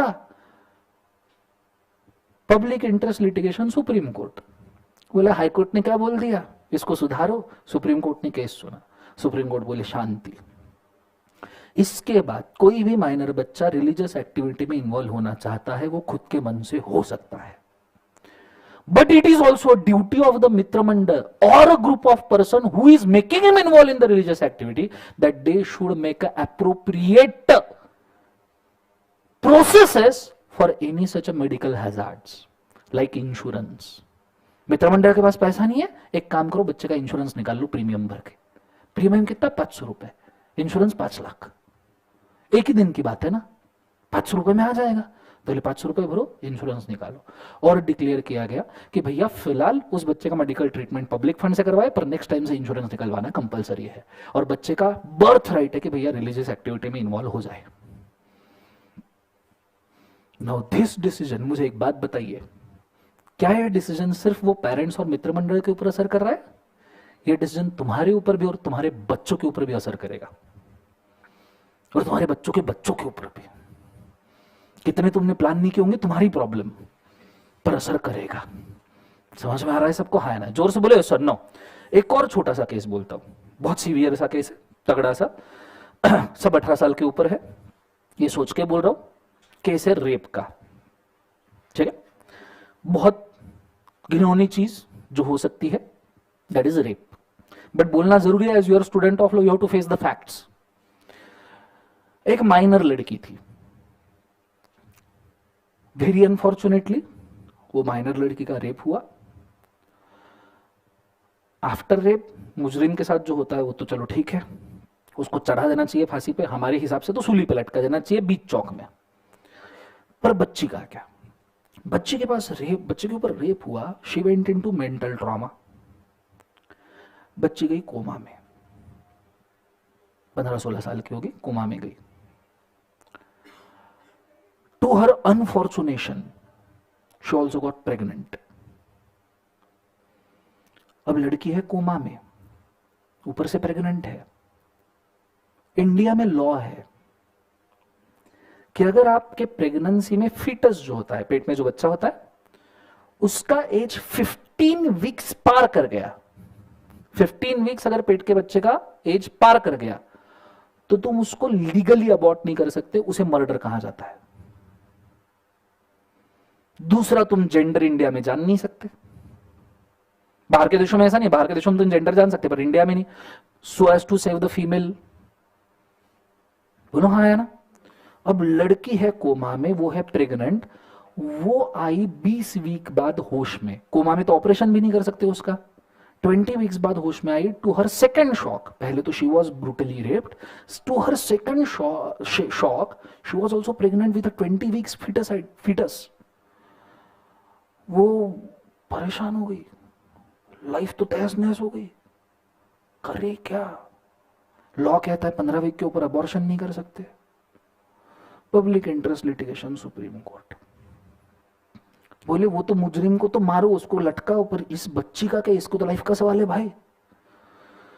सुप्रीम कोर्ट ने लॉ देखा, बोले बात तो सही है, 15 वीक के ऊपर अबॉर्शन नहीं कर सकते भाई, अब क्या करें? तो सुप्रीम कोर्ट ने बनाया भाई एक्सेप्शन। अच्छा, ऐसा नहीं बोला जाओ अबॉर्ट कर दो, हाँ, सुप्रीम कोर्ट ने बोला if such unfortunate situation happens in any of the girls life, in such a situation the girl will have a right to decide whether she want to have a baby or not। ऐसा नहीं abort कर दो, क्योंकि जब पेट में बच्चा होता है तो कुछ इमोशंस भी जनरेट होते हैं, और कई बार लड़कियां ये डिसीजन नहीं ले पाती कि अबॉर्ट करना है करके। उसके साथ प्यार हो जाता है, बच्चे के साथ कुछ भी ना हो तो इट्स योर एलिमेंट इटसेल्फ, तुम्हारी जान है उसके अंदर। तो it is a decision of the girl to decide to whether to abort a child or not। प्यारा डिसीजन। ऐसा कभी नहीं चाहते हम कि इंडिया में ऐसा कुछ कभी हो वापस से, पर इन केस कभी ऐसा हुआ तो क्या हम ये डिसीजन यूज कर सकते हैं? बोलो हाँ या ना। Question of law. ये दोनों केस पहले सिर्फ फैक्ट्स थे, ये दोनों केस पहले सिर्फ क्या थे? फैक्ट। पर आप देखिए इनके डिसीजन से कैसे क्या बन गया? Question of law. और ये क्वेश्चन ऑफ लॉ सिर्फ supreme court, high court intervene करता है, और क्वेश्चन ऑफ लॉ पूरे पब्लिक के ऊपर असर करता है। इसीलिए तुम्हें पढ़ाया जाता है, क्योंकि तुम पब्लिक के कंसल्टेंट्स हो, इसलिए सिर्फ सुप्रीम कोर्ट, हाई कोर्ट के केसेस तुम्हें पढ़ाए जाते हैं। क्यों? क्योंकि तुम आगे जाके पब्लिक के कंसल्टेंट बनने वाले हो, तो वो लॉ तुम्हें पता होना चाहिए जो पब्लिक के ऊपर असर करता है, वो है question of law. Are you understanding मैं क्या कह रहा हूं? जोर से बोले एक बार, यस और no. So this is a difference between a question of fact and question of law, and all these 4 things, act, ordinance, department के clarifications and supreme court, high court cases, together all of them is called as law of land. Is it very clear? अब समझ में आ रहा है कि हम हर चीज क्यों पढ़ रहे हैं। भाई वी आर रीडिंग, अभी तक सुप्रीम कोर्ट, हाई कोर्ट के केसेस पढ़ रहे थे, सोलोमन वर्सेस सोलम, चिनैया वर्सेस रामैया। अब समझ में आया क्यों पढ़ रहे हैं हम इसको? बोलो हाँ है ना। It is because those are affecting public. Is it very clear? क्यों सर्कुलर नोटिफिकेशन पढ़ रहे, क्यों ऑर्डिनेंस पढ़ रहे? It is because of this. समझ में आया पक्का सबको? Everybody understood this very clearly? Live stream में भी मुझे कृपया बताइएगा कि भाई साहब आपको समझ में आया या नहीं आया। ठीक है, मैं चाहूंगा इसको कॉपी कर लीजिए, go for it fast. Page को थोड़ा सा सेल्फी खींचते हो, पोर्ट्रेट, लैंडस्केप, तो पेज लैंडस्केप ले लेना। ठीक है, आड़ा करके। कोई दिक्कत है लाइव स्ट्रीम में जरूर बताइएगा।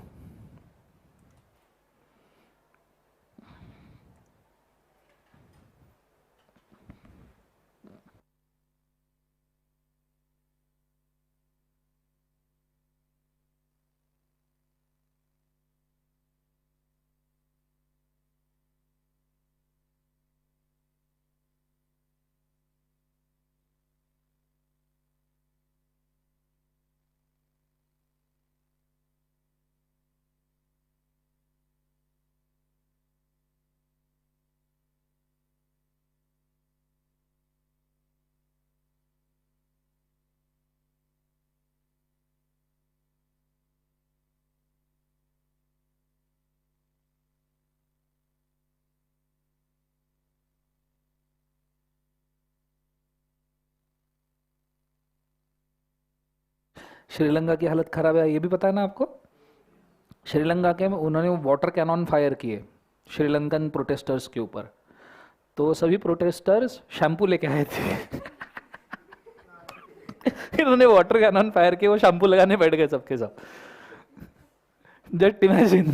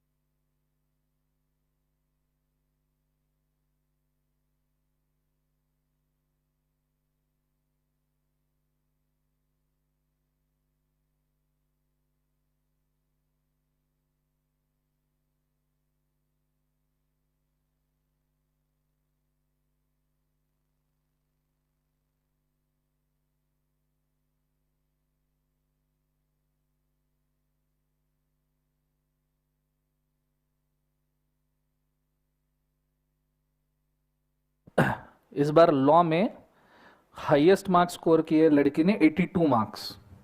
ठीक है, तो इफ पॉसिबल मैंने उसको रिक्वेस्ट तो किया है कि तेरा आंसर शीट मुझे चाहिए, पर आंसर शीट मांगने के लिए रीटोटलिंग करना पड़ता है, सो थोड़ा सा डर है उसको। बट अगर मिल गया तो I will show you, even I will show you of the finals also. Final के बच्चे भी आंसर राइटिंग जो करते हैं वो भी, अगर मेरे पास आंसर शीट आए तो मैं बताऊंगा, सिर्फ वो बुलाए, दैट इज द थिंग। ठीक है, तो 82 मार्क्स है, आई गेस उससे ज्यादा भी हो सकते हैं। फाइनल में तो 87 90 मार्क्स इज द हाईएस्ट। सो अगर मुझे इनके रैंकर्स के मार्कशीट में ये मिले आंसर शीट, तो आई विल शो यू कि कैसे लिखा है इन्होंने। ठीक है, एनीवेज हम 30 दिन प्रैक्टिस तो करने ही वाले हैं क्लास में ही और साथ में होमवर्क में, तो उसमें सॉल्व हो जाएगा मैक्सिमम। बट एक बार आपको पता होना चाहिए कि आंसर कैसे लिखे, बिकॉज ये 30 दिन में हम क्या पढ़ रहे हैं उसका फायदा तभी है जब आखिरी 3 घंटे आपके मैनेज हो रहे हो, and answer sheets will justify कि आपके 3 घंटे आखिरी आप मैनेज कैसे कर रहे हो। That is more important. ठीक है,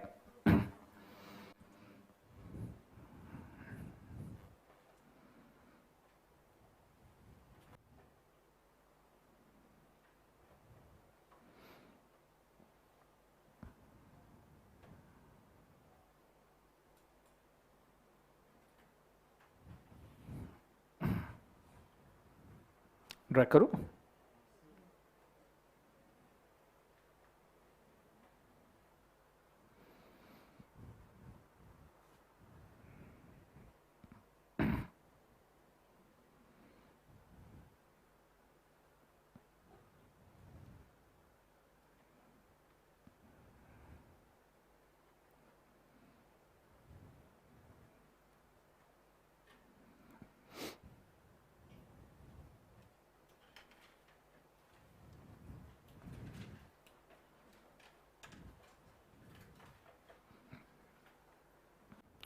Done everybody?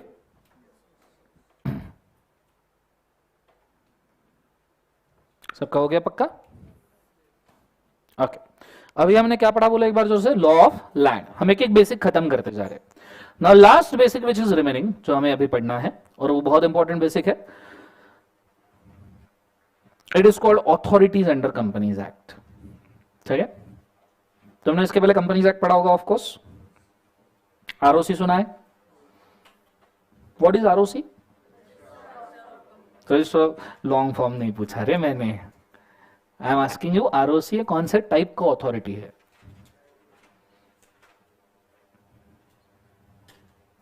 और कौन से टाइप के कंपनीज को आरओसी गवर्न करता है? अच्छा, आपने एनसीएलटी भी सुना होगा। एनसीएलटी कौन सा टाइप का अथॉरिटी है?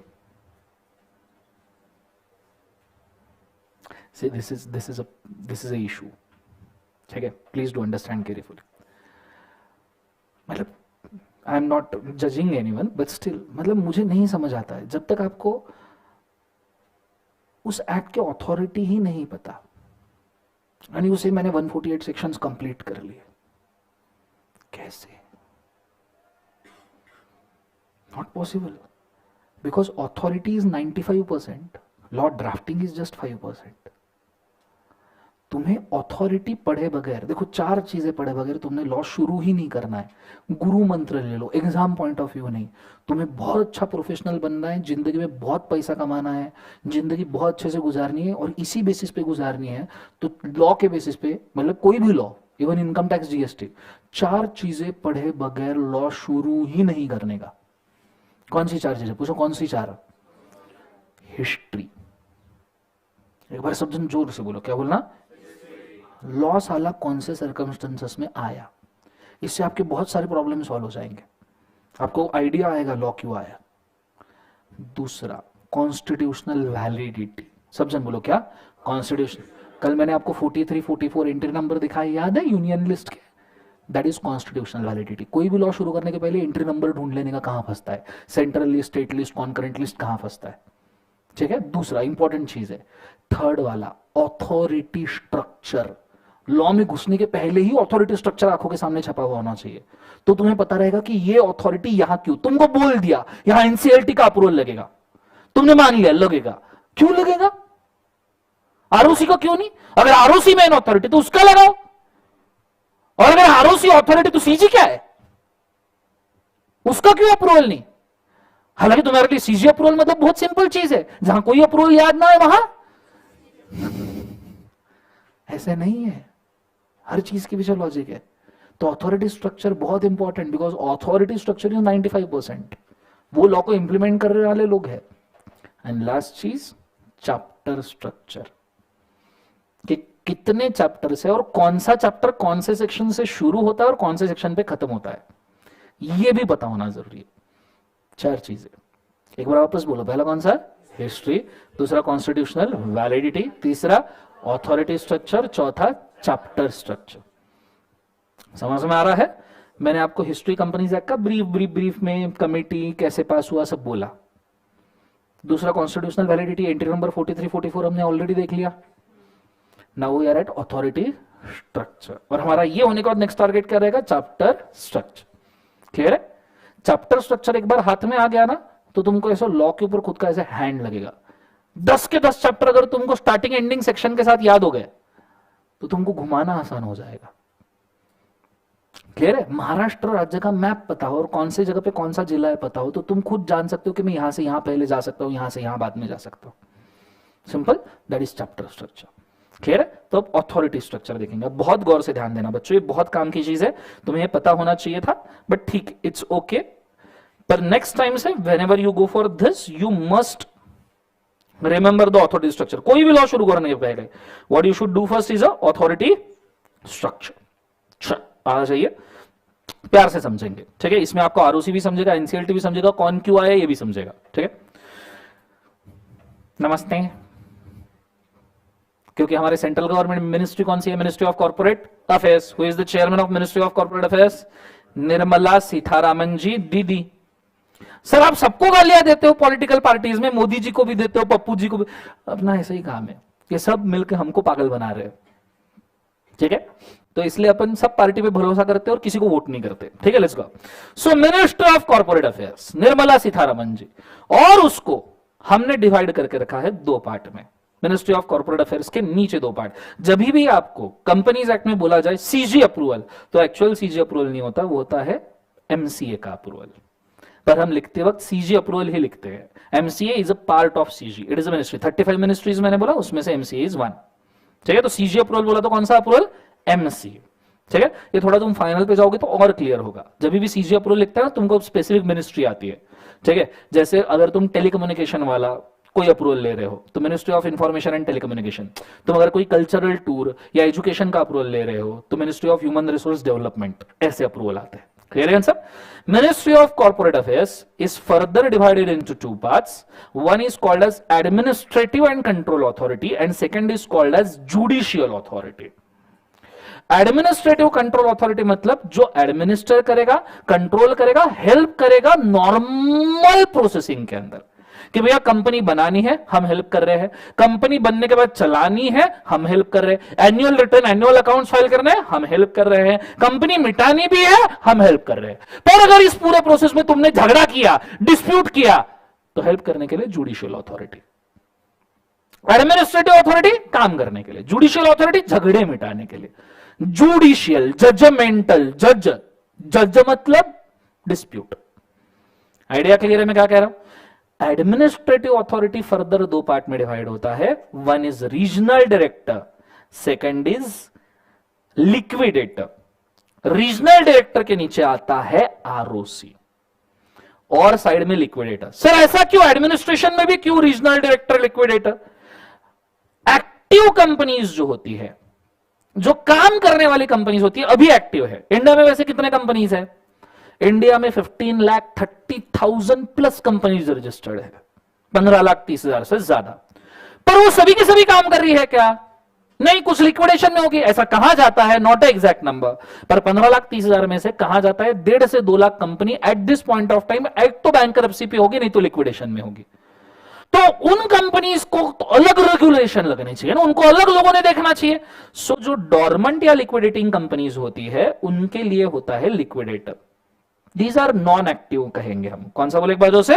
Non active. तो आपने देखा ना कई जगह पे आपको लिक्विडेटर का अप्रूवल होगा, स्पेसिफिकली इन चार्जेस वाला चैप्टर, वहां आपको लिक्विडेटर रिसीवर का ज्यादा रेफरेंस है। क्लियर है? आप ये इंटर पे, फाइनल पे जब आप जाओगे वाइंडिंग अप वगैरह चैप्टर, तो वहां तो पूरा लिक्विडेटर, आरओसी को कोई पूछता भी नहीं। कंसेप्ट समझ में आ रहा है मैं क्या कह रहा हूं? ये चीज। अब इंडिया में रीजनल डायरेक्टर से बच्चों 7, ये 7 रीजनल डायरेक्टर मेन है, इनके नीचे आते हैं ROCs, registrar of companies. Regional director 7 है तो ये 4-5 आरओसी का रिपोर्टिंग लेते हैं, 4-5 आरओसी को गवर्न करते हैं। और आरओसीज एक्चुअली कंपनी से कनेक्ट करती है एडमिनिस्ट्रेशन लेवल पे। इंडिया में, if I am not wrong, you can also tally, there are 25 ROCs, 25 ROCs है।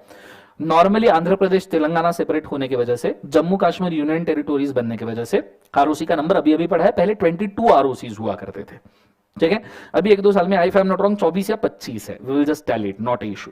लिक्विडेटर का नंबर वेरिएबल है क्योंकि लिक्विडेटर्स जो है ना, ये कमीशन बेसिस पे काम करते हैं, फीस बेसिस पे। तो जो अच्छा सर्विस, अच्छा फीस देगा, वो लिक्विडेटर गवर्नमेंट डिक्लेयर कर देगा। गवर्नमेंट इनको ऑफिशियल लिक्विडेटर कहता है। जो गवर्नमेंट ने डिक्लेयर किया हुआ लिक्विडेटर है उसको ऑफिशियल कहते हैं। और आपको पता है लिक्विडेटर कौन बन सकता है? हम लोग। सीए में हम लोग सीए बनने के बाद इंसॉल्वेंसी बैंकरप्सी कोड की एक एग्जाम दे दे तो हम लिक्विडेटर बन सकते हैं। और आपको बताऊं, एक्टिव कंपनीज के प्रैक्टिस से ज्यादा लिक्विडेशन कंपनीज का प्रैक्टिस बहुत बड़ा है। पूछो कैसे? सुनना चाहोगे 1 मिनट के लिए? इंडिया का रिव्यू लेना, हर साल 1 लाख कंपनीज रजिस्टर होती है, एवरी ईयर 1 लाख एवरेज। हम 75 ईयर्स से इंडिपेंडेंट है। चलो 1956 कंपनीज एक्ट था हमारा, तो हम 70 ईयर्स से इंडिपेंडेंट है, राइट? 70 लाख कंपनीज रजिस्टर हुई होगी। एग्जिस्ट कितनी कर रही है?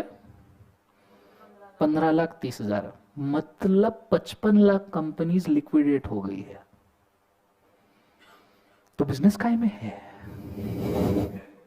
लिक्विडेशन में। लोग बनेंगे नहीं, एक्टिव कंपनी, ब्यूटीफुल कंपनी, मिटाना, बंद करवाना, this is a business. Are you understanding? तुम एखादी मस्त 50 करोड़ के नेटवर्थ वाली कंपनी लिक्विडेट करो 2-3% अंदर, पर ये रिस्की भी है क्योंकि कंपनी लिक्विडेट हो रही है, वो खुद के पैसे नहीं दे पा रही, तुम्हारे कहां से? ठीक है? तो liquidation is a very good business. इसे इंसॉल्वेंसी बैंकरप्सी कोड में आईपीज कहा जाता है, इंसॉल्वेंसी प्रोफेशनल। तुम ही लोग जो आईबीसी का एग्जाम पास करोगे, तुमको ही आईपीज कहा जाएगा, and IPs only can become liquidator. Concept समझ में आ रहा है सबको? हाँ है ना? तो ये स्ट्रक्चर है अथॉरिटी का। ROC is a for active companies, regional director for active companies, dormant company, non active company कौन आएगा, लिक्विडेटर। पर ये एडमिनिस्टर कर रहे हैं, डिस्प्यूट नहीं है। अगर झगड़े हुए, डिस्प्यूट आए तो आए जुडिशियल अथॉरिटी पे। जुडिशियल अथॉरिटी में सबसे पहले NCLT, national company law tribunal, इसके ऑल ओवर इंडिया 11 बेंचेस है। कितने बेंचेस है, 11। एनसीएलटी से भी आपका मन नहीं भरा तो NCLAT, national company law appellate tribunal, पहला वाला ट्रिब्यूनल, दूसरा वाला अपीलेट, क्योंकि उसके खिलाफ अपील हो रहा है। इसके भी 11 बेंचेस ही है। और इससे भी मन नहीं भरा तो सीधा सुप्रीम कोर्ट। आज अभी इसी वक्त से, इस सेकंड से, यहां से लेके मरने के बाद भी, जलने के बाद भी, कब्र के अंदर भी, एक चीज याद रखना, कंपनीज एक्ट में हाई कोर्ट नहीं होता। जिंदगी में तुमने थोड़ा बहुत फेंका होगा हाई कोर्ट में डिसाइड, हाँ। कंपनीज एक्ट में हाई कोर्ट नहीं, कोई बोले तो ही मानने का नहीं। ये तुम्हारे जहन में रग रग में घुली जाने वाली चीज है। कुछ चीजें ऐसी है जो मैं बर्दाश्त ही नहीं कर सकता, मैं पर्सनल लेवल पे, और जिसको कंपनी लॉ अच्छे से मालूम है वो पर्सनल लेवल पे बिल्कुल बर्दाश्त नहीं कर सकता। जैसे कंपनी एक्ट में हाई कोर्ट बोलना, इसके बाद जीवन में तुमने कभी 30 दिन में बोला, मैं वही गोली मार देगा। समझ में आया? मरने के बाद भी, जलने के बाद भी, कब्र के अंदर भी। फिर मरने के बाद तुम कब्र के अंदर हो, मैं कभी आया तुम्हारे कब्र पे ऐसे उठे, उठ मिट्टी विट्टी उठा के, मैं पूछूंगा कंपनीज एक्ट में तुमने बोलना हाई कोर्ट नहीं होता, वापस सो जाना, मिट्टी में डालेगा। बहुत ज्यादा आंसर पसंद आया तो साइड में आके भी सोएगा। समझ में आ रहा है मैं क्या कह रहा हूं? जोर से बोले एक बार, यस और नो। तो कंपनीज एक्ट में हाई कोर्ट नहीं होता। पर ये चीज तुमको समझ में नहीं आएगी क्योंकि तुम तो गजनी हो ना, क्योंकि गजनी को भी 15 मिनट याद रहता है, तुम्हारा तो वो भी आंदा है। बोलो ना हाँ या ना। तो एक मस्त प्रोसेस अपने क्लास में होता है, पूछो कौन सा। इस चीज को ना, इस एक ही सेंटेंस को, जो ऐसे सेंटेंस होते बहुत काम के होते हैं और जो मैं सह नहीं सकता, जिसमें गलती करना, वो ना अपन 25 बार लिखवाते हैं। वैसे तो 20 ही बार लिखवाते हैं, पर 5 टॉपअप के, क्योंकि तुमको फास्ट ट्रैक बैच की वजह से घर से लिख के लाना पड़ेगा। ठीक है? तो आज घर पे जाने का first homework of this class, companies act में हाई कोर्ट नहीं होता। ये जो कल लिख के नहीं आएगा, हां बाहर नहीं, वो क्लास के अंदर ही रहेगा, सिर्फ खड़ा रहेगा। समझ में आया? पूरा 2 घंटा ईमानदारी से जो होमवर्क नहीं करेगा वो क्लास के अंदर 2 घंटा खड़ा रहेगा। कंसेप्ट समझ में आया? क्यों जरूरी है, क्यों ये लिखना जरूरी है? मुझे एक बात बताओ, ये तुम्हें आज पता चला होगा, बहुत सारे बच्चों को आज पता चला होगा कंपनीज एक्ट में हाई कोर्ट नहीं होता, हालांकि तुम एग्जाम दे के आए हो।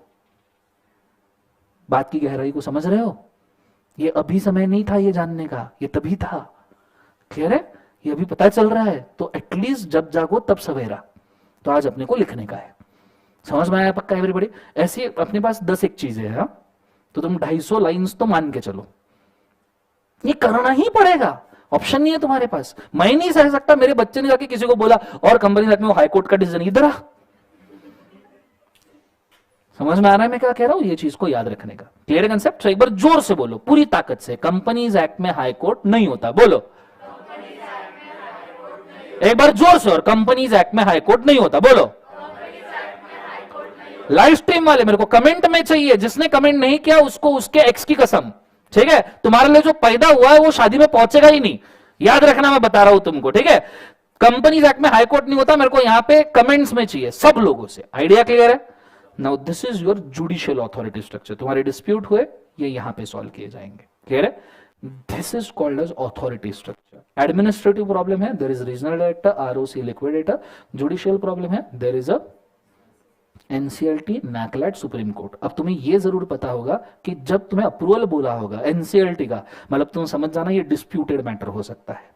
जब तुम्हें आरओसी का बोला तुम समझ जाना है ये एडमिनिस्ट्रेटिव मैटर है। जब तुमको लिक्विडेटर बोला समझ जाना है वाइंडिंग अप फाइंडिंग अप वाली कंपनी है, नॉन एक्टिव, उसको संभालने का काम है। आइडिया क्लियर है? इतना भी बहुत बड़ी चीज है।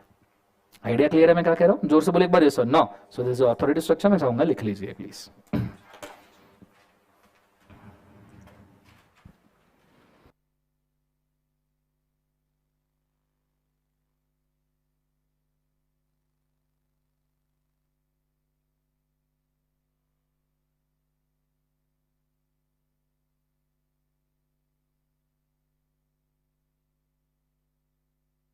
किसने अभी तक एग्जाम ही नहीं दिया है लॉ का? ओके,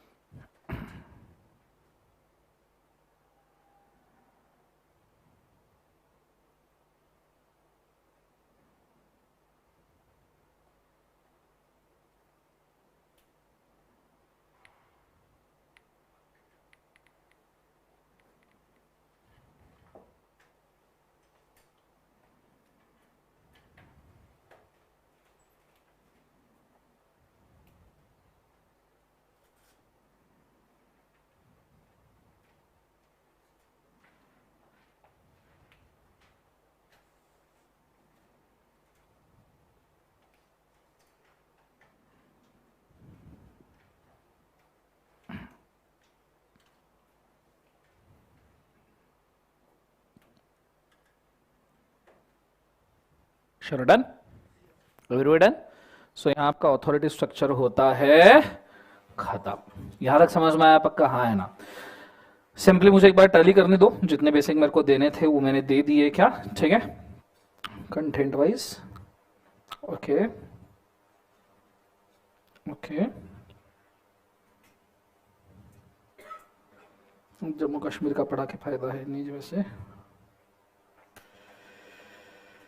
चलो फाइन, जितना जरूरी था उतना तो मैंने दे दिया। सिर्फ एक काम करना, आप कल जब आओगे आप उस वक्त, ठीक है, क्योंकि कल अपने को एक थोड़ा सा तगड़ा काम करना पड़ेगा, ठीक है। तुम्हें सेक्शंस नंबर याद करने हैं। I am giving you option right on the first day, करने हैं या नहीं करने हैं। कंफर्म 148 सेक्शन याद करने हैं। मैं जो बोलूंगा करोगे, कंफर्म करोगे, बिना सोचे समझे, दिमाग नहीं लगाने का, ट्रस्ट द प्रोसेस। इसी प्रोसेस के थ्रू हजारों बच्चे गए हैं, इसी प्रोसेस के थ्रू तुम भी जा रहे हो, याद होंगे वो मेरी गारंटी, पर तुमने क्वेश्चन नहीं करने का। तो कल एक काम करने का, रजिस्टर देना मुझे, ठीक है। अभी तक तुमने बेसिक बेसिक लिखा होगा पहले 5-10 पेजेस में, ठीक है। कल से ये पेज है, ये 1 ये 2, हमारे लिए पूरा एक पेज, हमारे लिए पूरा क्या है बोले एक बार उसे, एक पेज। और यहां से तुमने nearly what we can say 30 पन्ने, ठीक है, 30 लाइक दिस, ये 20-600, ठीक है। 30 मत करना, पहले 10 ही करके आओ। मार्जिन तो है ही, यहां पे हमको सेक्शन नंबर्स लिखने हैं। व्हाट वे क्यों करवा रहा हूं ये जरा ध्यान देना।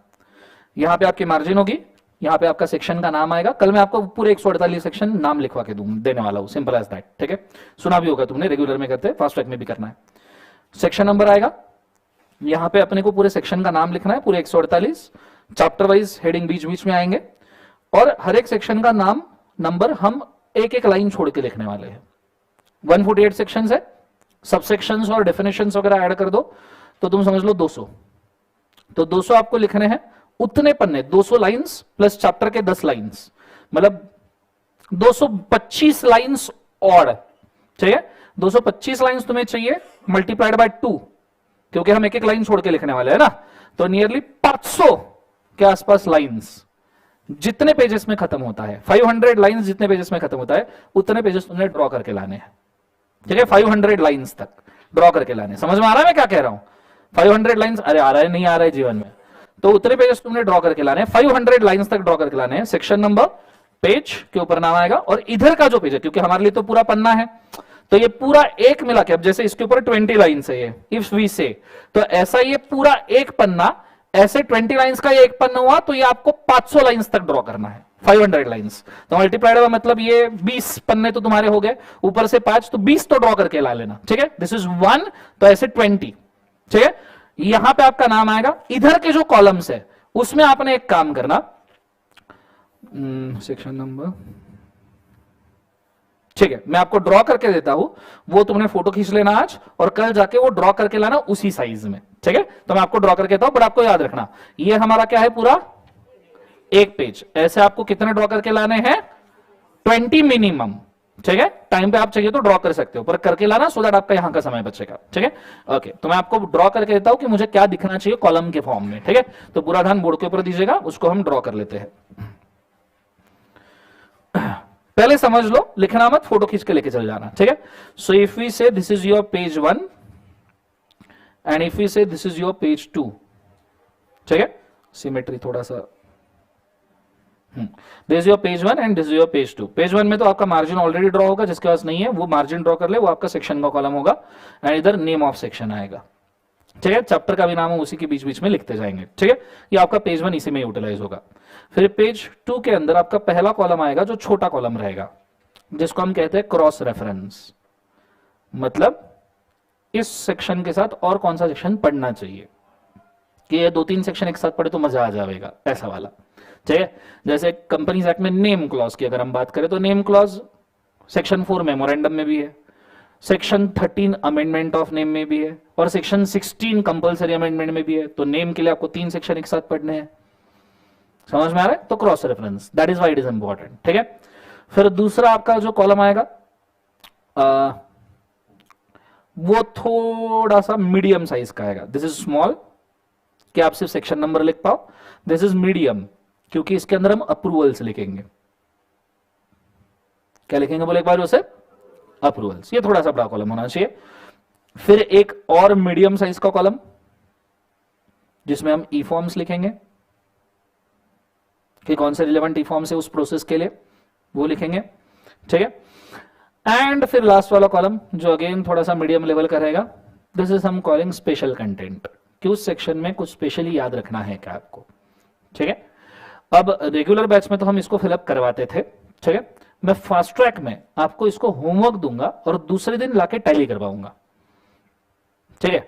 या फिर हम इसको ऐसा भी कर सकते हैं कि मेरे रेगुलर बैच के, क्योंकि देखो हमको कहीं ना कहीं समय सेव करना है, एंड तुम्हारा एक 20 सेक्शन का पूरा चैप्टर होने के बाद इस चीज को पूरे प्रोसेस में कंडक्ट करने के लिए नियरली 1-8 घंटा लगता है, which is substantial for us. तो मैं ये कर दूंगा आपके लिए, सभी के लिए, लाइव स्ट्रीम हो, जीडीपीडी हो, कि ये तुमको मैं होमवर्क दूंगा। होमवर्क में तुमने इसको रफ में लिख के लाना है पेंसिल वगैरह से, दूसरे दिन आके हम टैली कर सकते हैं। पर उसमें भी समय का क्रंच रहा तो मैंने जो रेगुलर के स्पेसिफिक वो वीडियोस जो लिए हैं, जिसमें मैंने ये फिलअप करवाया है, वो वीडियोस मैं आपको एडिशनली प्रोवाइड कर दूंगा, मतलब ये 30 लेक्चर्स छोड़ के। तो तुम्हारा उसका दिक्कत ही नहीं रहेगा, तुम मेरे साथ ही ये पूरा का पूरा चार्ट बना लोगे तो दिक्कत ही नहीं, तो मैं तुमको एडिशनली प्रोवाइड कर दूंगा। तो जो इंथुसियास्टिकली इसको बनाएगा, सिंपली ये अगर तुमने किया तो 25 पेजेस तुम्हारे बर्ड आई व्यू बन जाएंगे। उस केस में होगा क्या, तुमको सेक्शन, कुछ केसेस में तुमको सेक्शन खोलने की जरूरत भी नहीं दिखेगी, तुमने ये पढ़ लिया, तुम्हारा काम हो जाएगा। क्योंकि उसमें और है क्या, क्रॉस रेफरेंस आ गया, अप्रूवल आ गया, भाई साहब ई फॉर्म्स आ गया, और तुमको जो सेक्शन में याद रखना है वो यहां लिख लिया तुमने, ठीक है? और इसलिए 1 बाय 1 लाइन छोड़ के हम सेक्शन लिख रहे हैं, क्योंकि हमको स्पेस भी लगे। अब जिसकी हैंडराइटिंग थोड़ी बड़ी है उसने 2 लाइन छोड़ के लिखना, वैसे 1 लाइन में काम हो जाता है, पर जिसकी हैंडराइटिंग बड़ी उसको मालूम है कि मेरा नहीं होता भाई, उसने 2-2 लाइन छोड़ के सेक्शन लिखना, फिर उसके लिए इक्वेशन ट्रिपल हो जाएगा, ठीक है? उसको 60 पेजेस बनाने पड़ेंगे, 60-70। समझ में आ रहा है मैं क्या कह रहा हूं? जोर से बोलो एक बार, यस और no, everybody is understanding? So can shall we conduct this process? बोलो हाँ ना? सो कल 20 पन्ने आपको ऐसे बना के लाने हैं। कितने बोले एक बार? 20 लगने तो आई गेस 25 वाले हैं, पर 20 बना के ला लो, टाइम पे अपन चाहिए तो ड्रॉ कर लेंगे बाद में, ठीक है? ये मेरे को कल चाहिए। कल हम चैप्टर का पूरा लिस्ट याद करेंगे, 10 के 10 चैप्टर, स्टार्टिंग एंडिंग सेक्शन दोनों याद करेंगे, और इस लिस्ट को कल हम सेक्शन और सेक्शन नंबर लिख लेंगे और नाम लिख लेंगे। ये कल ही कंप्लीट नहीं होगा, ये ओवर द पीरियड आपका जैसे जैसे चैप्टर खत्म होगा वैसे रिवाइज हो के ही कंप्लीट हो जाएगा। Is it very clear guys? सबको समझ में आया पक्का मैं क्या कह रहा हूं? Understood properly? चले, तो इसका फोटो खींच लीजिए आप चाहिए तो, ठीक है? कल ये ड्रॉ करके लाइएगा everybody. Thank you so much बेटा यश, बहुत बढ़िया बेटा। चेतन, अंशुल, शानदार। लाइव स्ट्रीम में कोई दिक्कत है तो पूछ लीजिएगा प्लीज।